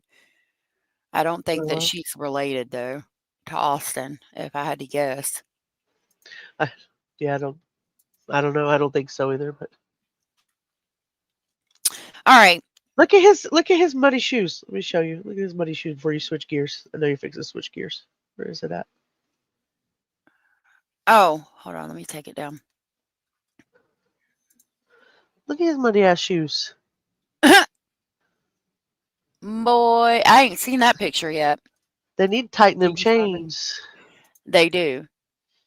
There's just a few of them putting them in the car. Look at it. Ew. He was. Gross. So did he? Do we know? Did he like the person who took a little video and then sent it, and then did he like take off in the woods? Is that what happened? He was on video walking around the area, and evidently he was walking in the wood line. And that guy that works in the area, I think he like does landscaping or construction of some sort, and saw him walking in the woods. The other person that saw him was a lady they interviewed. Said that when her husband got up to go to work at about 4:30 in the morning, saw him walking around or something, but Interesting. I don't think she called it in. Yes, X's Twitter, allegedly. Scratch says so Caitlin was involved in this. I don't know. I know that she was a CO and that he had a bunch of privileges in prison that nobody else has had. So I could say that maybe possibly she was involved in that. I don't know if she knew necessarily about the hit put out on her family, but I mean, I don't think. I mean, I don't. If we think about the history of the fact that she was involved with him during his prison stay, she's been involved with him after his prison stay, and then he's done all of this, and we don't know. We haven't heard anything. It leads me to believe that she has some involvement somewhere, or some know-how, or something that is yeah, involved. You don't just automatically be like, "Oh, well, you know, we just stopped talking last week, and that was it. I don't know what happened." No, right. And no. allegedly, per I can pull it back up. So people were saying that a grandmother died, right? Recently, and they pulled the obituary on that. Oh And yeah. they're saying that I've got to find I pulled it right up. And they're saying that in the obituary, which in this obituary, if it is accurate, it says that on the third line here, Caitlin Speed and husband Austin Drummond. So allegedly they're married, but Right. somebody said it happened like 5 days ago, which would have been after the homicide, 6 or 7 days ago now. But I mean, right when the homicide happened or right after, I don't know if that's true or not. And she's pregnant with this child allegedly. There you go. So I don't know. I don't know what she knows. I haven't heard anything from her. I don't know who has heard anything from her. I don't know. And I haven't seen anything on the. I know that all of them have Tanaka and Giovanni and I don't know how to say her name. Is it Diara? Something Diara like that. Sanders. Yeah, I think they all have. I think they're all scheduled to have a hearing. It looked like on the 13th, from what I could see, and then he has one on Thursday. So, which is tomorrow, the 7th. Yeah, hopefully it'll be aired somewhere, but I don't know. I don't know about. I don't know. I don't know about that. Maybe it might be. Yeah, I don't know. All right, so we're going to switch over to the case that I got a bunch of documents on. Let me write down my timestamp. Where's my pen? I love that song. My name is Mud. My name is Mud. um. Okay, let's go over here. Now Hio got me a bunch of the documents on the Bibb County 7. I do have a quick video that I can play out for y'all to give you again an idea of who these people are and what they got busted doing. So I'll play that for you real quick. I've got to go potty. And I'll be right back. 3 of the 7 suspects charged in a disturbing child trafficking investigation out of Bibb County faced a judge for the first time today instead of a bond hearing. All 3 chose to stay behind bars. ABC 3340's Gracie Johnson was there and has the latest. What was scheduled to be an Anias Law bond hearing for 3 of the 7 suspects charged in connection to alleged child abuse and trafficking out of Bibb County ended quietly. Rebecca Brewer, Ricky Terrell, and Sara Terrell all waived their right to bond during their first court appearance. It's not the norm, but it does happen from time to time. This is probably the first non-murder Anias hearing that resolved itself that fast. Each of the 3 faces severe charges, including human trafficking, kidnapping, rape, sexual torture, and child sex abuse. Before entering the courthouse, Rebecca Brewer told media, "I didn't do this. I love my babies." Inside the courtroom, Ricky Terrell was overheard telling his attorney, "I've never touched a kid." He also asked an officer if he could hug his wife, which that request was denied. Despite the quiet courtroom behind the Cognizance and Crime, thank you so much for the super chat. That was so very sweet and supportive of you, and I really appreciate that. I'm glad you're here, and I'm sorry if I didn't see you. I saw a bunch of people came in. Thank you so much. I really appreciate that. Cognizance and Crime said, what citizens of our country is in the dark about is the fact that the privileges Austin had in prison happens in many prisons in America, especially the prisons not owned by the state. And yeah, it does. It does. And it's a very unfortunate thing.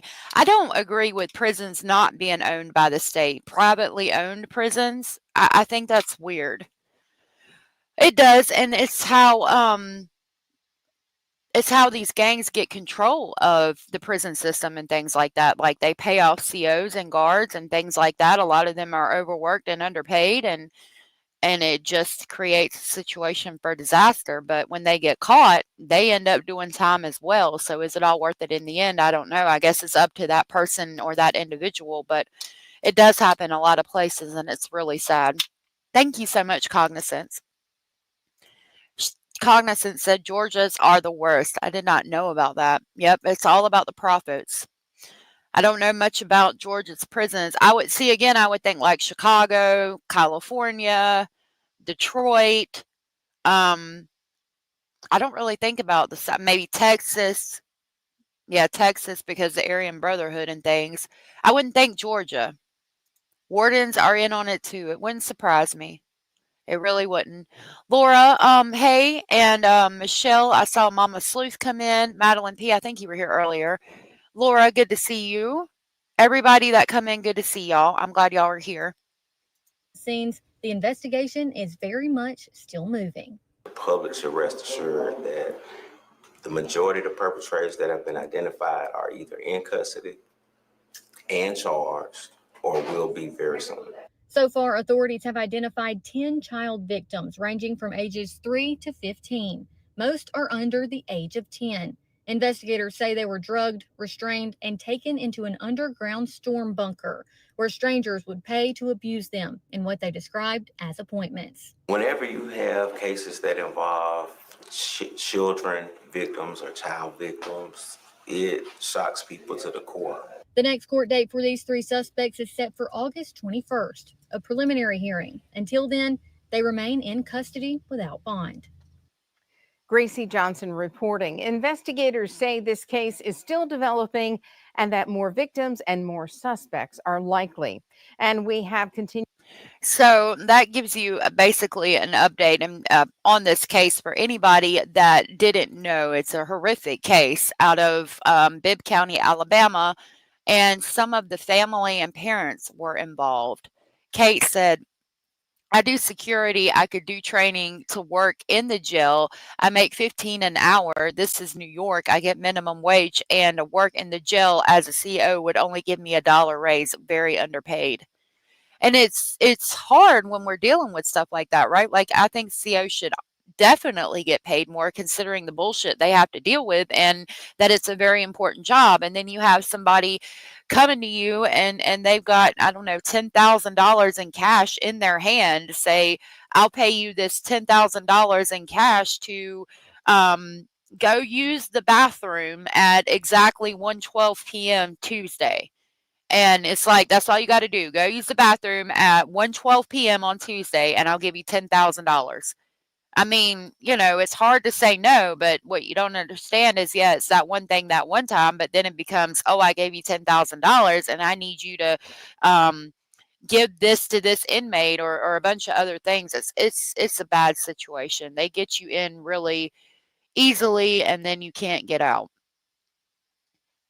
Basil is my rabbit, and he is sitting right here behind me in front of the AC. There's your daily Basil update. All right, so let's talk about these documents that Hio got for us. This is going to be a complaint from the state of Alabama in the District Court of Bibb County, and this is William Chase McElroy's complaint. Hold on, I could actually pull them up if I find the right video. Hold on, I'll show you each one of their faces as we pull them up. Thank you for the public service announcement. Lord. All right. We're going to jump over here.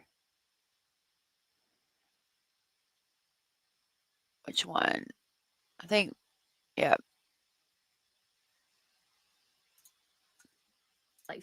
Until now, Rebecca Brewer is charged with 8 counts of human trafficking and kidnapping and 3 counts of sexual torture, but I found no prior criminal record. William McElroy, Dalton, So Terrell. This is our guy right here that, Lord of mercy. William McElroy. I call him William McElroy. That's who this complaint is on right now out of the Bibb County 7. That's who we're talking about. Let me go ahead and make this big. And then we'll jump back over here to the document. So, defendant whose name is otherwise unknown to the complaint did prior to the commencement of this action on or about February 11th of 2025 did commit the offense of sexual abuse of a child less than 12, sexual abuse of a child less than 12, and sodomy in the first degree in Bibb County. It said, oh, hold on. Let me give y'all see, my monkey brain goes all over the place. There's a trigger warning because this is going to get graphic.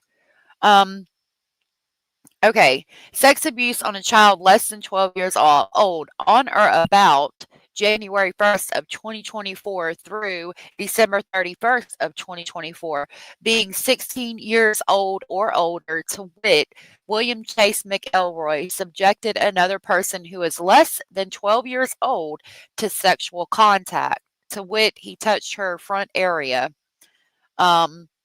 And then the second count, sexual abuse of a child less than 12 years old, for a whole year, basically, the year of 2024, William Chase McElroy subjected another person who is less than 12 years old to sexual contact, to which the victim was touched on the vagina by William Chase McElroy.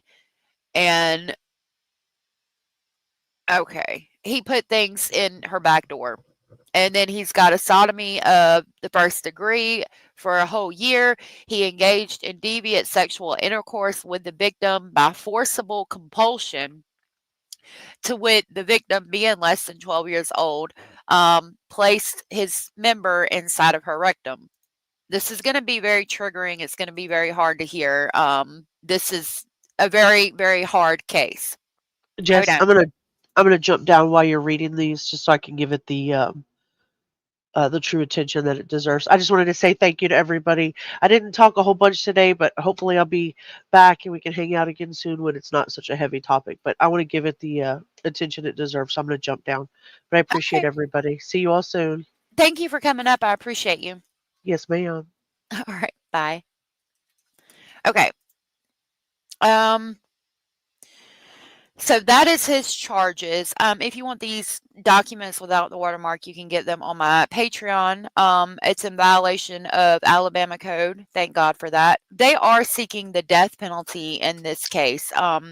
Actually, Alabama law enforcement agency or politicians, excuse me, are pushing for it to be mandatory for the death penalty to be given in cases like this. For it to be on the table, basically.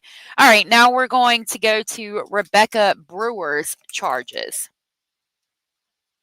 Yeah, you're good, JoJo. If anybody needs to leave, please do so because it's going to be hard to listen to.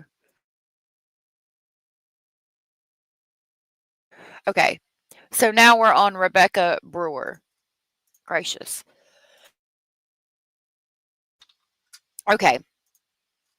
So she has got 19 counts. Okay. She's got 1, 2, 3, 4, 5, 6, 7, 8 counts of human trafficking in the first degree. And then 1, 2, 3, 4, 5, 6, 7, 8. 8 counts of kidnapping in the first degree, and then 3 counts of sexual torture or abuse. So it says human trafficking in the first degree on or about June 1st of 2023 to June 30th of 2023. Rebecca Brewer knowingly subjected another person to labor, servitude, or sexual servitude, or knowingly obtained, recruited, enticed, solicited, threatened, isolated, harbored, held, restrained, transported, provided or maintained any minor for the purpose of causing a minor to engage in sexual servitude, to wit, victims at September 17th of 20, at January 28th of 19, at July 5th of 2017, March 1st of 2015. I don't know if those are codes or dates. October 13th of 2021, November 18th of 2015, January 3rd of 2017 at age, does that say age 5? Hold on.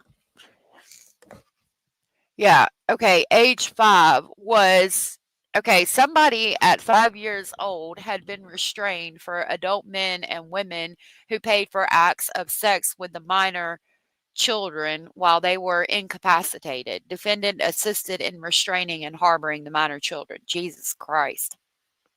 There's a special place in hell for her. So human trafficking in the first degree on or about June 1st through June 30th, all of the things. And this is going to be, the victim at age 5 had been restrained for adult men and women who paid for acts of sex with the minor children while they were incapacitated. Defendant assisted in restraining and harboring the minor children. I think that's all going to be 8 counts of that, and they're all the same. So I'm not going to read that over and over 8 times. Okay, now we're kidnapping in the first degree on or about June 1st of 2023 through June 30th of 2023. Abduct minor children, ages 5, with the intent to accomplish or aid the commission of a felony or flight thereof, or inflict physical injury upon him or her, or violate or abuse sexually or terrorize him or her or a third person, or interfere with the performance of governmental or political functions, did so by assisted in restraining the minor children for the purpose of selling the minor children for adults for sexual pleasure. There's going to be 8 counts of that. Yeah. It's, oh my God. And some of these were parents. All right, so there's going to be 8 counts of that, and they're all going to be the same. Hold on.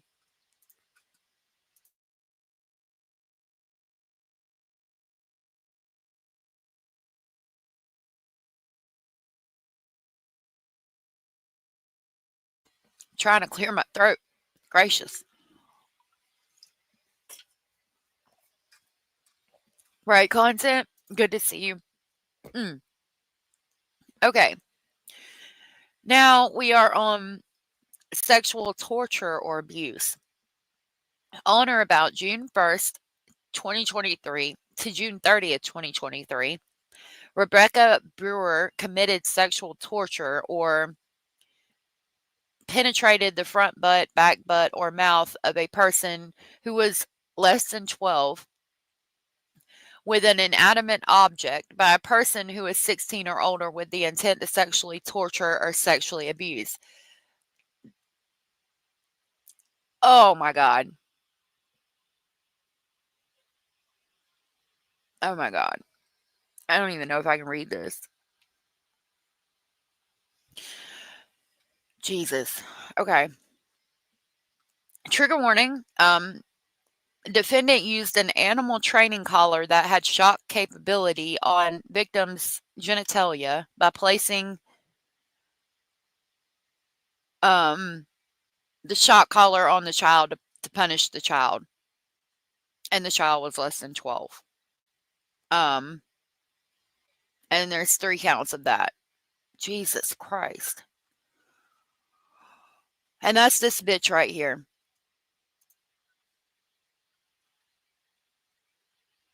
Oh, I'm okay. I mean, this is what we do, right? I mean, I want her to be held accountable. That's some fucked up shit. Like, it's all fucked up shit, but that's fucked up.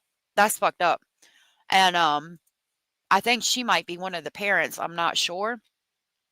But no, absolutely not. I want to see her face, and I want her. I hope she gets the death penalty. I hope they all do. Honestly. All right, now we have Dalton Terrell. Let's pull up Dalton. Hold on. This is Dalton Terrell. He's charged with 5 counts of RAPE, 7 counts of sodomy, 6 counts of human trafficking, and 4 counts of kidnapping. Okay. He's got 1, 2, 3, 4, 5 counts of RAPE in the first degree. 1, 2, 3, 4 counts of human trafficking in the first degree. And looks like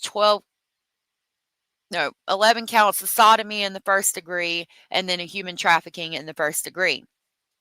Now, again, there's several charges that are all the same, so I'm reading one of them so I don't sit here and basically torture us by reading them over and over again, and it's the same charge for the same thing. It's basically what's happening is like, okay, there's 4 counts of rape in the first degree, right? So I'm going to read you the first one that's going to describe it. They're all going to be the same. All 4 counts are going to be the exact same thing.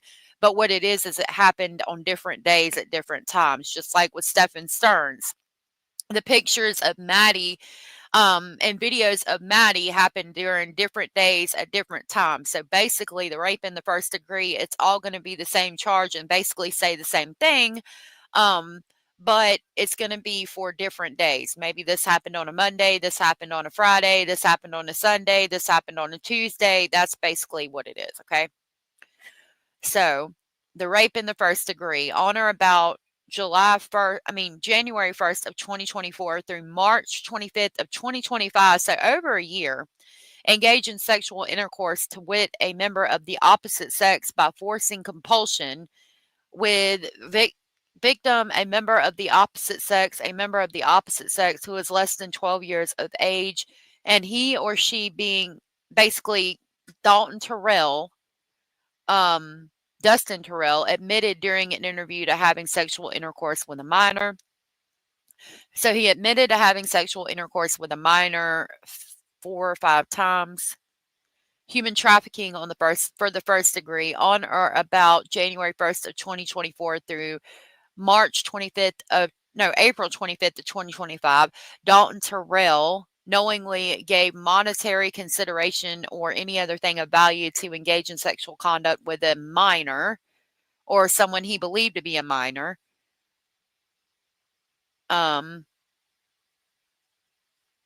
And victim gave money to two adults to use the child for sexual purposes, including rape and sodomy. So basically, he's one of the ones that's going over there and hurting these children. He's one of the ones that paid for it. Yeah, I agree. I don't know why they call it sexual intercourse either. I don't either. It does say someone over the age of 16, but I don't like that either. Because it's written like that, because the law is if the person's under 12 and you're over the age of 16, then it's obviously a crime. But like if they're over the age of 18, we should say an adult being over the age of 18, not just over the age of 16. This is a grown ass man. I don't like the way that law's written either. Okay. So that's the human trafficking charges. Basically, there were several times that he paid to abuse the children. Okay. Now we're at the sodomy in the first degree on or about January. I don't know why I keep wanting to say July. January 1st of 2024 through April 25th of 2025, he engaged in deviant sexual intercourse with the victim or victims who was incapable of consent by reason of being physically or mentally incapacitated. To wit, with above listed who is less than 12 years old and he being 16 years or older, he's a grown ass man. To wit, Dalton Terrell admitted to inserting his member into the mouth and rectum of several of the victims because they're giving initials of victims. And he got several counts of that. You can see all of those, sodomy in the first degree. And they're all the same. To wit, Dalton Terrell admitted inserting his member into the mouth and rectum of the victims. And then the last human trafficking of the first degree is the same dates, January 1st of 2024 through April 25th of 2025. The defendant was authorized, commanded, or requested within the scope, knowingly gave monetary consideration or any other thing of value to engage in any sexual conduct with a minor or an individual he or she believes to be a minor. The victims. Okay, so that's date of birth, I think. So one of the victims was born in 2017, one was born in 2019, one was born in 2015, one was born in 2018, one was born in 2021. Gave money to two adults to use the children for sexual purposes, including rape and sodomy. And he did do it to the victim who was born in 2021. That would be the 3-year-old. He did that to the 3-year-old. One of his victims was born in 2021. He did it to a fucking 3-year-old. I hope they put him to death.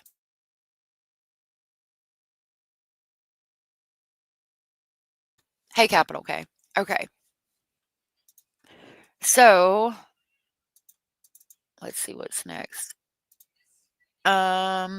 This one is going to be our gang leader. Where are you at? There he is, Andres Trejo-Velazquez. Now, allegedly, he is part of the Serenos gang, and he's the one who allegedly is the mastermind behind all of this. Yeah, it's hard today. Okay. So here's his. He got 6 counts of human trafficking in the first degree. Okay, so from July 1st of 2024 to April 29th of 2025, Andre Trejo-Velazquez knowingly subjected another person to labor, servitude, or sexual servitude, to wit, the following minor children who were born 2017 were used by the defendant for the purpose of financial gain. The defendant sold nude images of the victim. The defendant also sold the victim to various clientele for sexual pleasure. And that's the thing where they were making $1,000 a night sometimes to drug the children, tie the children up in the bunker, and sell them. And that is this motherfucker right here. Again, he's allegedly kind of the mastermind behind it. All right, I think it's Ricky that I have a couple on. That's Timothy St. John, Sara,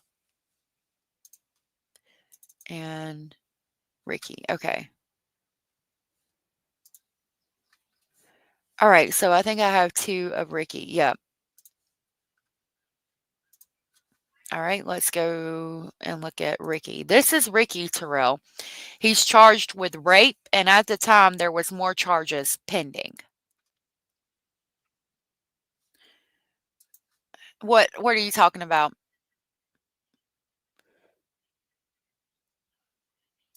They need to demand these monsters client list too. I hope so. They talk about there's more people that are going to be charged, and when Hio was helping me look it up, she was saying that allegedly up to 10 more men were getting charged. So I hope so.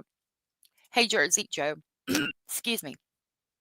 Jersey Joe said, "This is beyond horrifying. There are no words. How can anyone do things like this to innocent children? Heartbreaking. What makes it even worse is some of these offenders were the victim's parents. If you'll notice, there's a couple that have the same last name. I think those are the parents. Rebecca Brewer, I think, is one of the mothers. And they alleged that not only were the parents of some of the victims involved, but some of the extended family too. And there's 3 people with the last name Terrell. I think that's the family that was doing this. And so is it a generational abuse type thing? I don't know. Oh, wow, Mama Sleuth. I'm glad that you knew about it, but do I think Ricky is Dalton's father? I think they're related. I think they're definitely related. I don't know if he's the father or not. Hold on.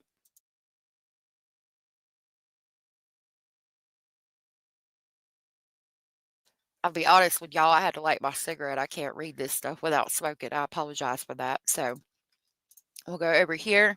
This is going to be, again, Ricky Terrell. This motherfucker right here. He's got 2. So this is, again, Bibb County, Alabama. Ricky Terrell, April 25th of 2025 at 9:30 p.m. He got a charge for possession or receipt of a controlled substance in Bibb County. And so this says possession of a controlled substance on or about April 25th of 2025 while at or near the address in Brent, Bibb County. He did knowingly, unlawfully possess a controlled substance enumerated in Schedule 1 through Title 20. Okay, to wit, he had a clear bag of white crystal-like substance, which was found in the living quarters primarily occupied by Ricky and his wife, Sara. Field testing of the substance had a positive reaction for methamphetamine. And they did say when these people were arrested that there was methamphetamine in the house. So Ricky and Sara, which we're going to hear about next, were obviously doing methamphetamine. Oh, Capital K, thank you for sharing your milestone and thank you for being a member for 3 months. That is so awesome and I appreciate your support. Capital K Productions says hit the like, y'all. Yes, please hit the thumbs up and thanks for sticking to crime. Thank you.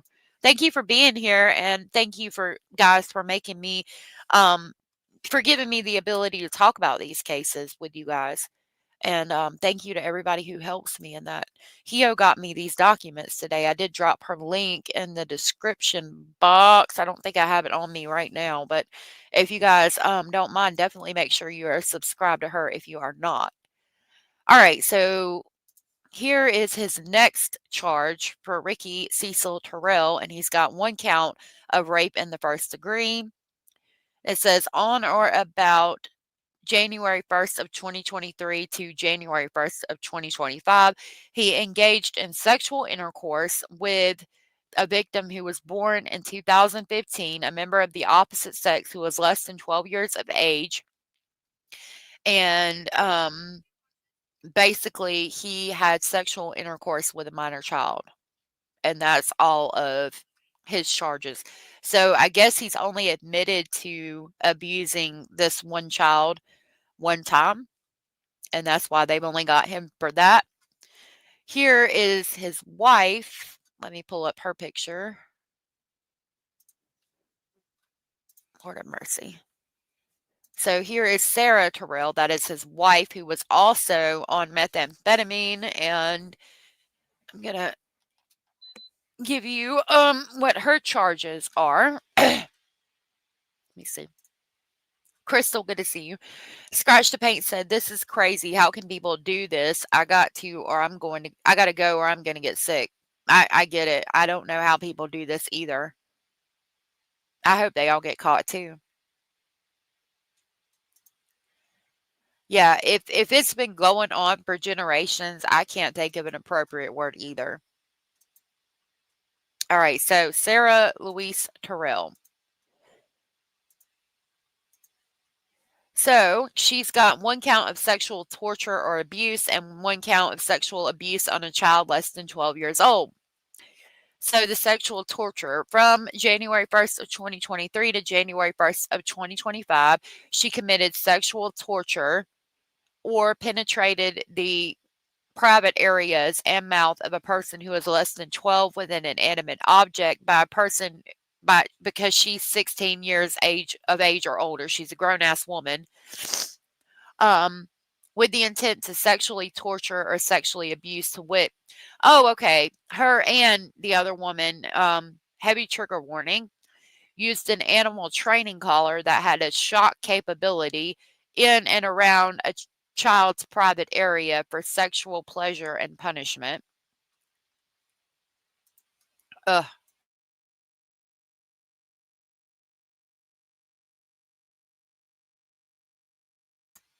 I had to take a second. Yes, Abellis, please protect y'all's peace. Thank you, Abellis.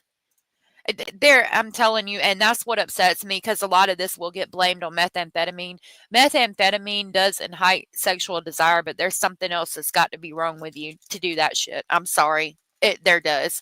I never did that particular substance, but I've done other substances, and I would never hurt a fly. I would never hurt a fly. It's a special type of person. Okay, we can't blame this on the drugs. You got to have something wrong inside you. And evidently all these fucked up people met in a fucked up place and caused fucked up things to happen. And that's what it boils down to. Drugs or not.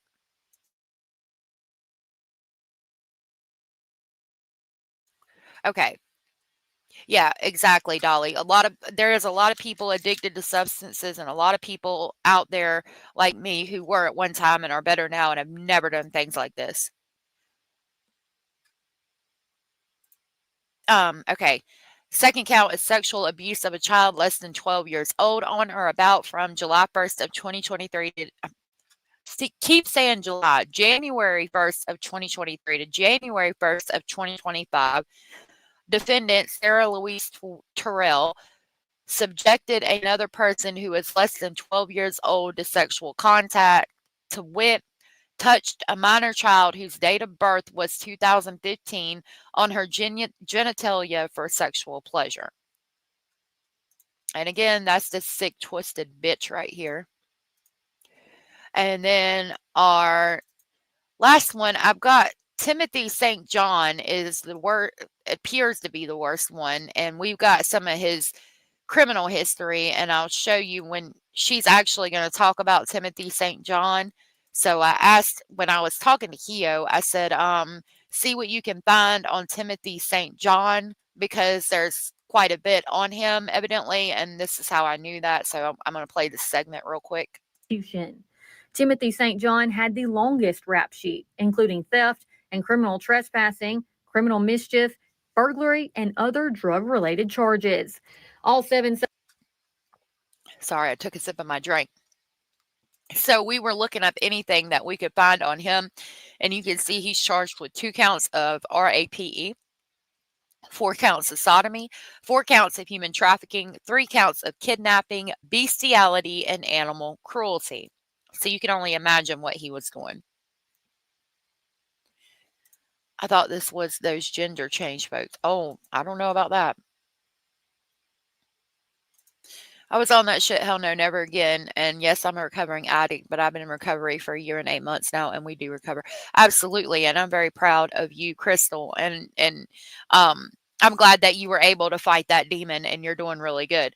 But I don't see, I mean, I'm assuming, you can correct me if I'm wrong, but like there are people out there that do these things and don't ever think about hurting a child. It's not because of the drugs, allegedly, in my opinion. I don't think it had a damn thing to do with drugs. I think that they were just bad seeds to begin with.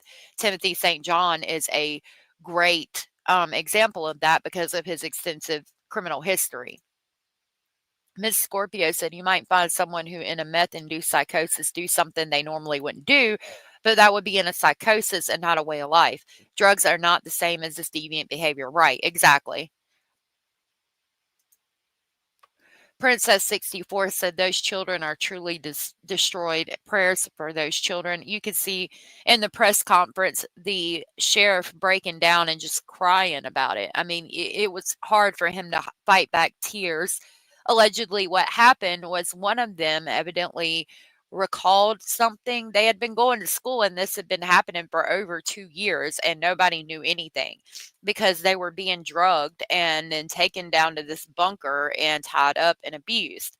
Well, allegedly, one of them remembered something and said something at school and told CPS. CPS got involved and they found out all this shit was going on and they called the police. So it wasn't one of the victims that saved everybody from everything that was going on. And I've said from the beginning, I pray with all my heart, mind, body, and soul that these victims get the help they need. I mean, and that's a good question, Jersey Joe. How do they even begin to recover from all this? I have no idea.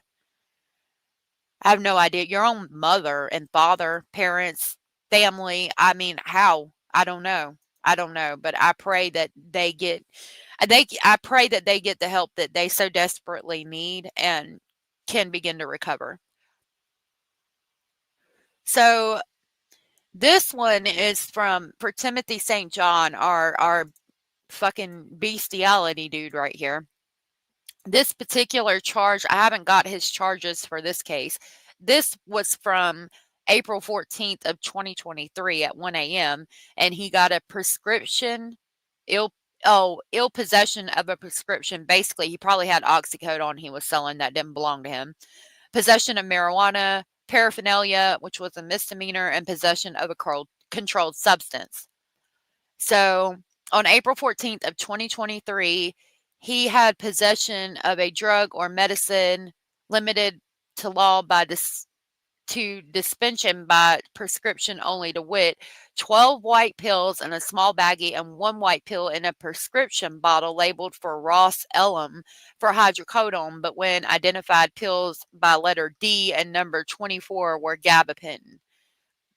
So he had, I don't know, he had hydrocodone and gabapentin that he was selling that belonged to somebody else. April 14th of 2023. Ow. Okay. While at or near Darden Road and Main Street in Bibb County, he unlawfully possessed an amount of marijuana for personal use without a prior conviction for possession of marijuana for personal use. Paraphernalia on April 14th of 2023, Timothy Dale St. John possessed drug paraphernalia, a prescription bottle, 2 metal pipes, a glass pipe. That glass pipe tells me that he might be doing the methamphetamine with our Ricky and Sara Terrell over there. A small baggie with white powder and with white powdery residue, a small baggie containing green something wrapped in paper. Let me see. Let me get real close. Okay. A small baggie containing green vegetation wrapped in paper. I don't know. I mean, what did he have something he thought was marijuana that wasn't marijuana? I don't know.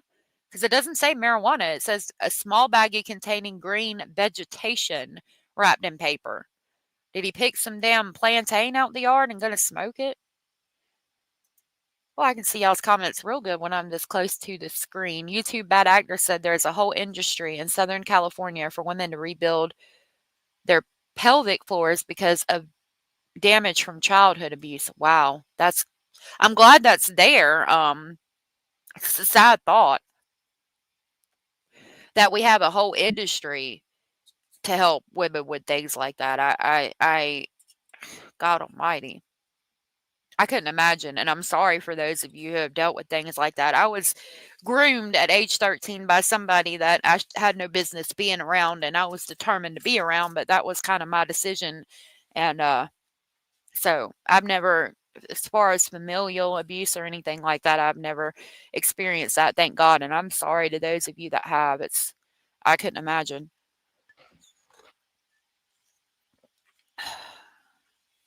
You weaned off of it. I know people, like I said, I've told y'all I have a criminal history, and gabapentin was always something that people will get and sell. I mean, I knew people that got it and sold it. I never found it did much for me, but there's a group of people out there that really love it, evidently.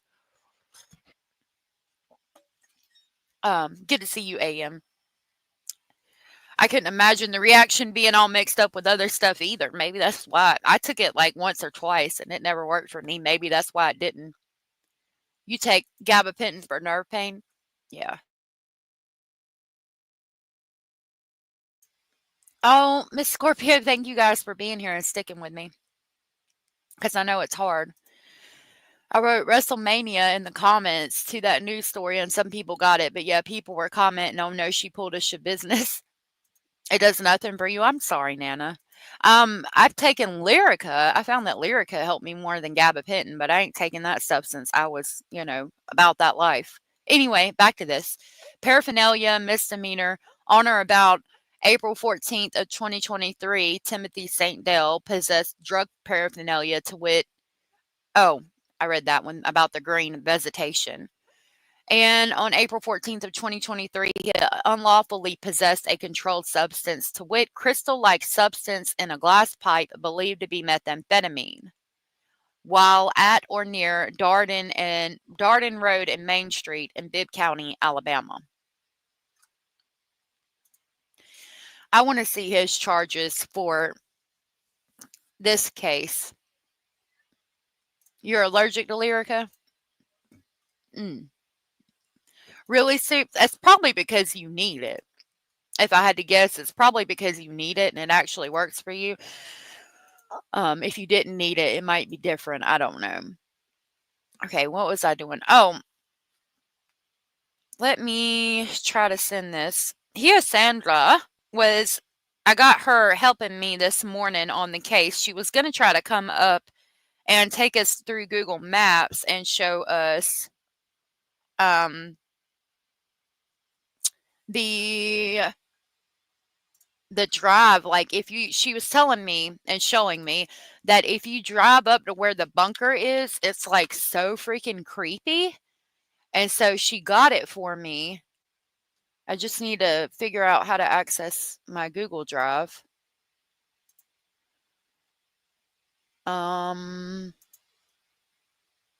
Y'all, I don't even know how to find it. I've never pulled up my drive on here. So I guess this is it. All right, hold on. Oh, yeah. Okay, here it is. All right.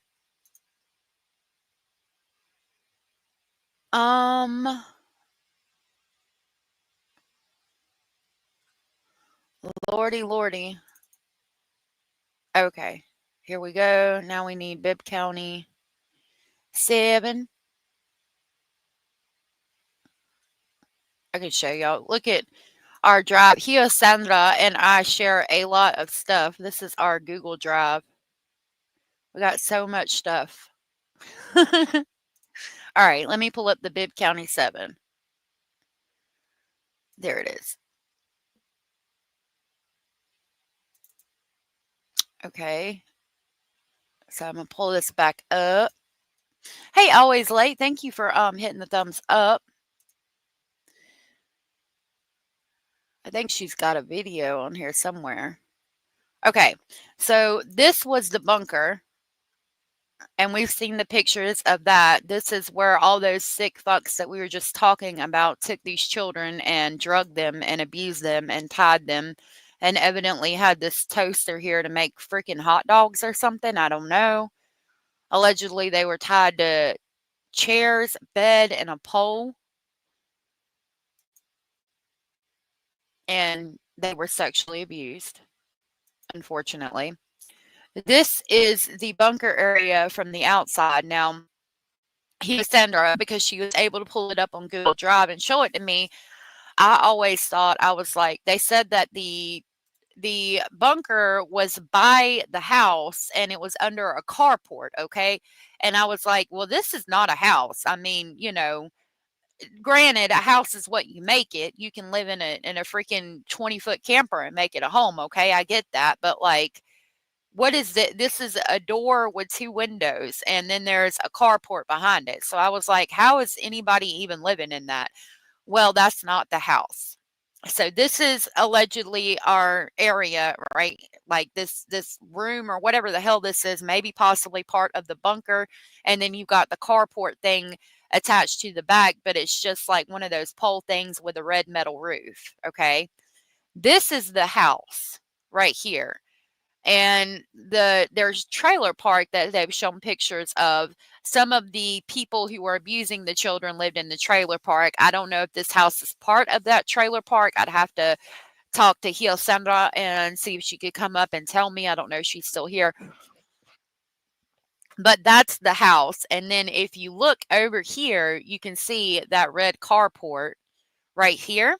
And then this is part of that bunker. And I think this is that thing with the door and the window. So that might actually be the bunker. This right here. This might actually be the bunker. And I think it goes down and under this carport area for a bigger room, because you can see right here. I don't know if y'all can see my mouse on there, but right here by the red carport in the trees here, there's this white thing, and it appears to kind of go into the ground. So basically the bunker is underground right here, okay? And it comes out right there. So I think you enter the bunker right here in this door and go back, and it's underground under the carport. And again, that door would be this door right here.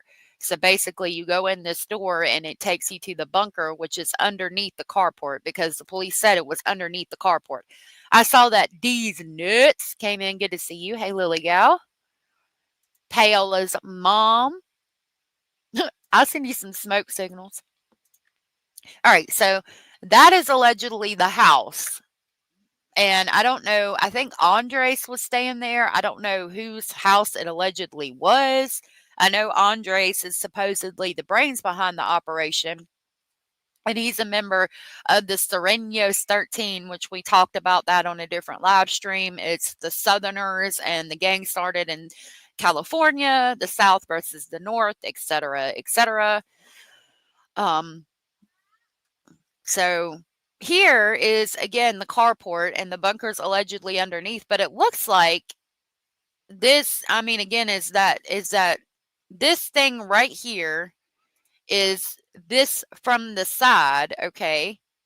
That door and that window, if you're standing over here taking a picture, that's what we're seeing from the side. And it looks like it ends right here, but there's no way, because that, I mean, maybe. If that's about all that's under there, is that one section right there where that bed was, and then I guess maybe this is where, like, on the other side of this wall could be where the windows and door are. Like, that could be a little room, and the windows and door are over there. Maybe.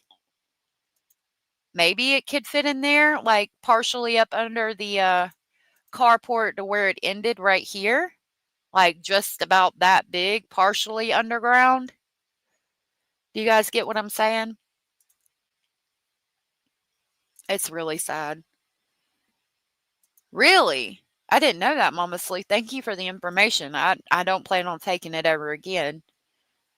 anybody that is, I'm glad that, why do you think that? Tom said they need to build an underground bunker under the prison for these cretins. I agree. Oh my goodness, Mama Sleuth. You're welcome. That's so creepy. And people would be in and out doing this to these kids. Yep, they said they can make up to $1,000 some nights. You enjoyed that. You deserved it. I'm glad that you're okay, Mama Sleuth. Did you sneeze, Basil? You okay? Jersey Joe said to see these pictures turns my stomach even more. It's really sad. For 2 years, y'all, at least 2 years. And there it is from the driveway. But it's just creepy seeing that over there and knowing that that's the place for 2 years that they were drugging these children and abusing them. And then that's the original photo we had of the alleged underground bunker. And they said in these news stories that it goes up under that carport. But it looks like it just goes right here. I don't know. I don't know if it goes out further under the carport and the carport like goes up behind it. It looks like there definitely could be something underground right here. It's sad to think, like the officer said in the press conference, that something that was made to save lives was used so horrifically and destroyed so many. Oh, Basil's sending you snuggles. He's cleaning himself right now. You do that, Mama Sleuth, and you enjoyed it. Were the kids, some of them were their own children, yes. They were going to school in the area. One of the children, they were going to school. Their parents were involved, some of their parents, and then I think some of the children were relatives of those people. I think so. Allegedly, the way they make it sound, they said that some of the parents were involved, and then some of the extended family were involved. So it sounds to me like the parents were basically letting their children be abused in exchange for cash and methamphetamine. And the people who were abusing them were the parents and extended family members of those parents. So, like a kind of incest thing going on with some family members down there. I don't know if the victims were all related to each other or not. We're probably not going to get that information. And I don't think we need it. But if I had to assume, they're probably the children of one or two of the women, Rebecca and Sara. And they took them over there to be abused. Will you enjoy that, Miss Scorpio? Hopefully, I'm going to go to Arkansas for a little while. Some point. So there it is on the address. Like if you're on the Google Street Drive and you go up to the driveway, that's what it looks like. You can barely see it. It's right there. And then you have this house right here. Okay, so this is a side view I wasn't able to see. So there's the carport, and then there's the bunker from the side. And yeah, it appears that the carport was built on top of the bunker because you can see right here, you can see a little bit of white that appears to go underground. Okay. So again, if I had to guess, if we're going to go back to the pictures we have of the underground bunker, I would say that on the other side of this wall is probably like a room, and then like way over here is going to be the window and the door that go into the underground bunker. You come in, you in this room, and you walk around this wall right here, and you come into this area. If I had to guess. The carport was built to hide the bunker. I think so. So, like, you go in this door, and then right here, where this thing is right here, I think is where that wall is. And then that one camping chair is right here. And then if you keep going in under the carport here is where that room is where with the mattress, if that makes sense to y'all.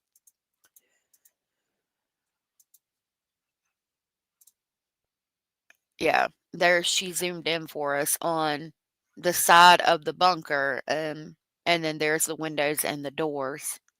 I think that's exactly what it is. This is a room, then you have that wall and the camping chairs like right here, and then the mattress is under the carport. And it looks like nobody's been there. They're using rocks to keep the door shut, y'all. That's why them rocks are placed there. It was a nasty ass mattress. Them rocks are holding the damn door shut. You mean to tell me the door don't even stay shut and they were doing all this there? That's insane. And it's got vegetation growing all in front of it. It looks like something that was not used at all. You got a chair over here. Somebody's probably sitting there smoking meth, if I had to guess. That's just me speculating.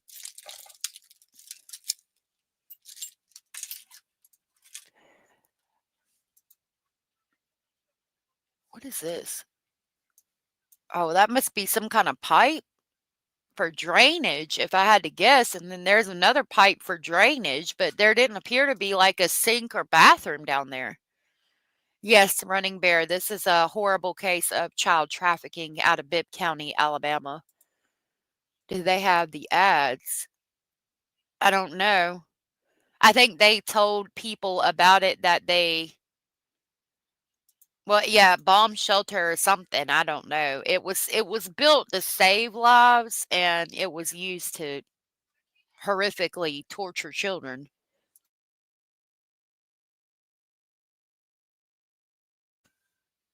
Or was it just telling other people? Yeah, it was telling other people, and then they would come and abuse the children. They said sometimes they'd make up to $1,000 a night. I mean, I thank God that the children it's kind of a double-edged sword, right? Because what happened was the children, one of them at least started to recall things, and it was a bit fuzzy, but they told the CPS worker, okay?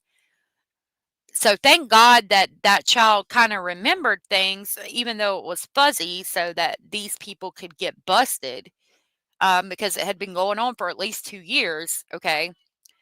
But at the same time, it's like, I wish the child didn't remember. I wish none of the children remembered anything so that they would never have to unpack that and deal with all that trauma.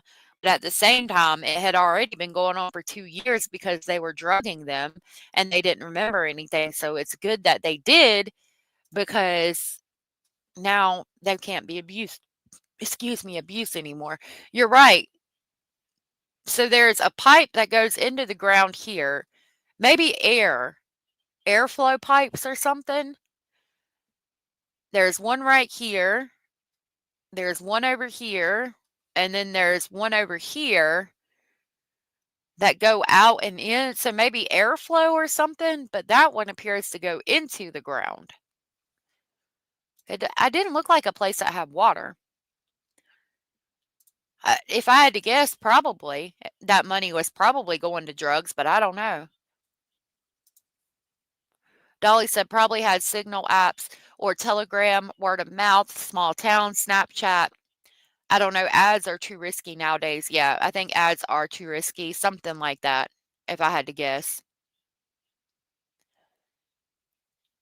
Other than that, I don't want to be underground for anything ever at all. I would like to have an underground bunker, but just to like store, like a root cellar almost, to store my canning stuff and things like that. In front at the bottom left. Yeah, right here. Yeah.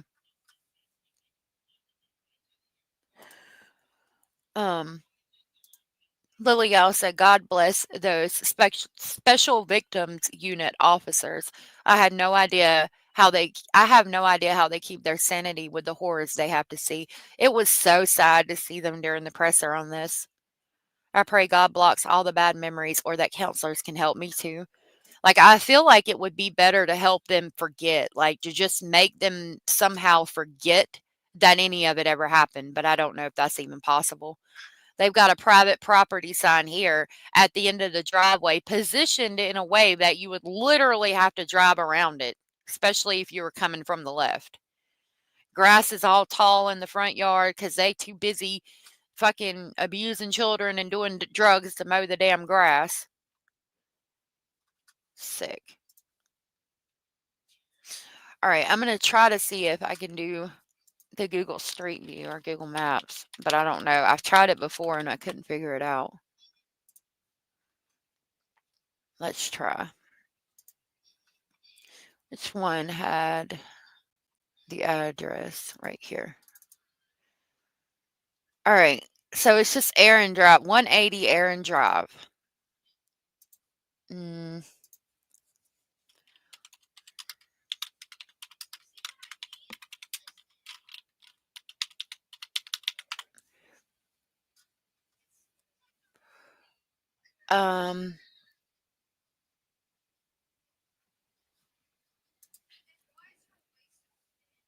So I'm looking it up, but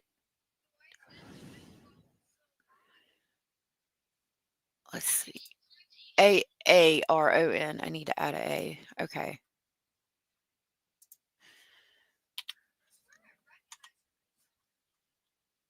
Yep, that's it. Okay, so we can see that it's right here, but is that how we do this? Oh, yeah. Okay.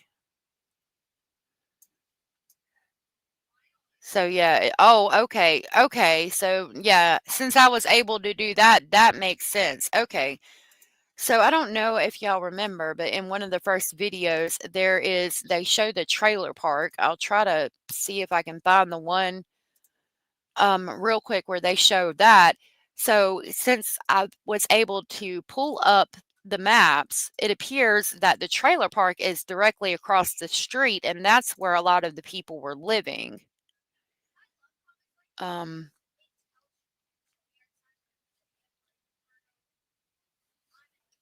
Let's see.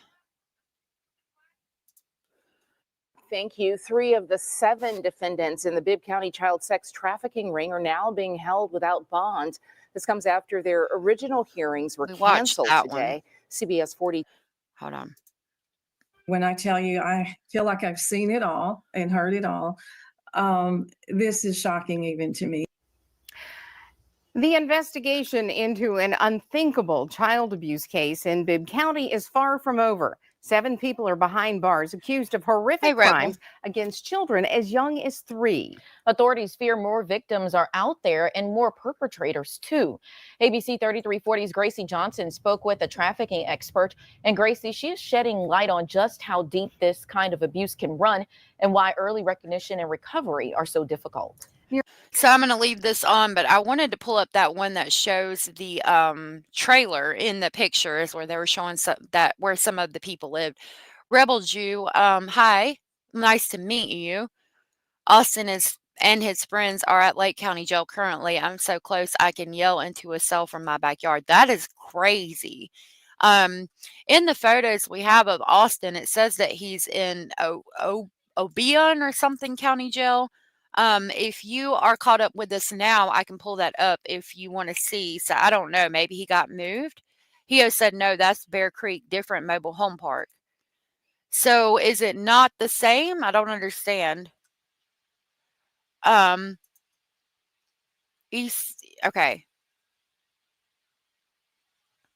Hillbilly compound. I'm a hillbilly. It's not my type of hillbilly compound. Not the same. Interesting. Okay. I'm going to try to find that video that shows it, but we'll watch a couple of these in the meantime while I'm looking for it because it is good information.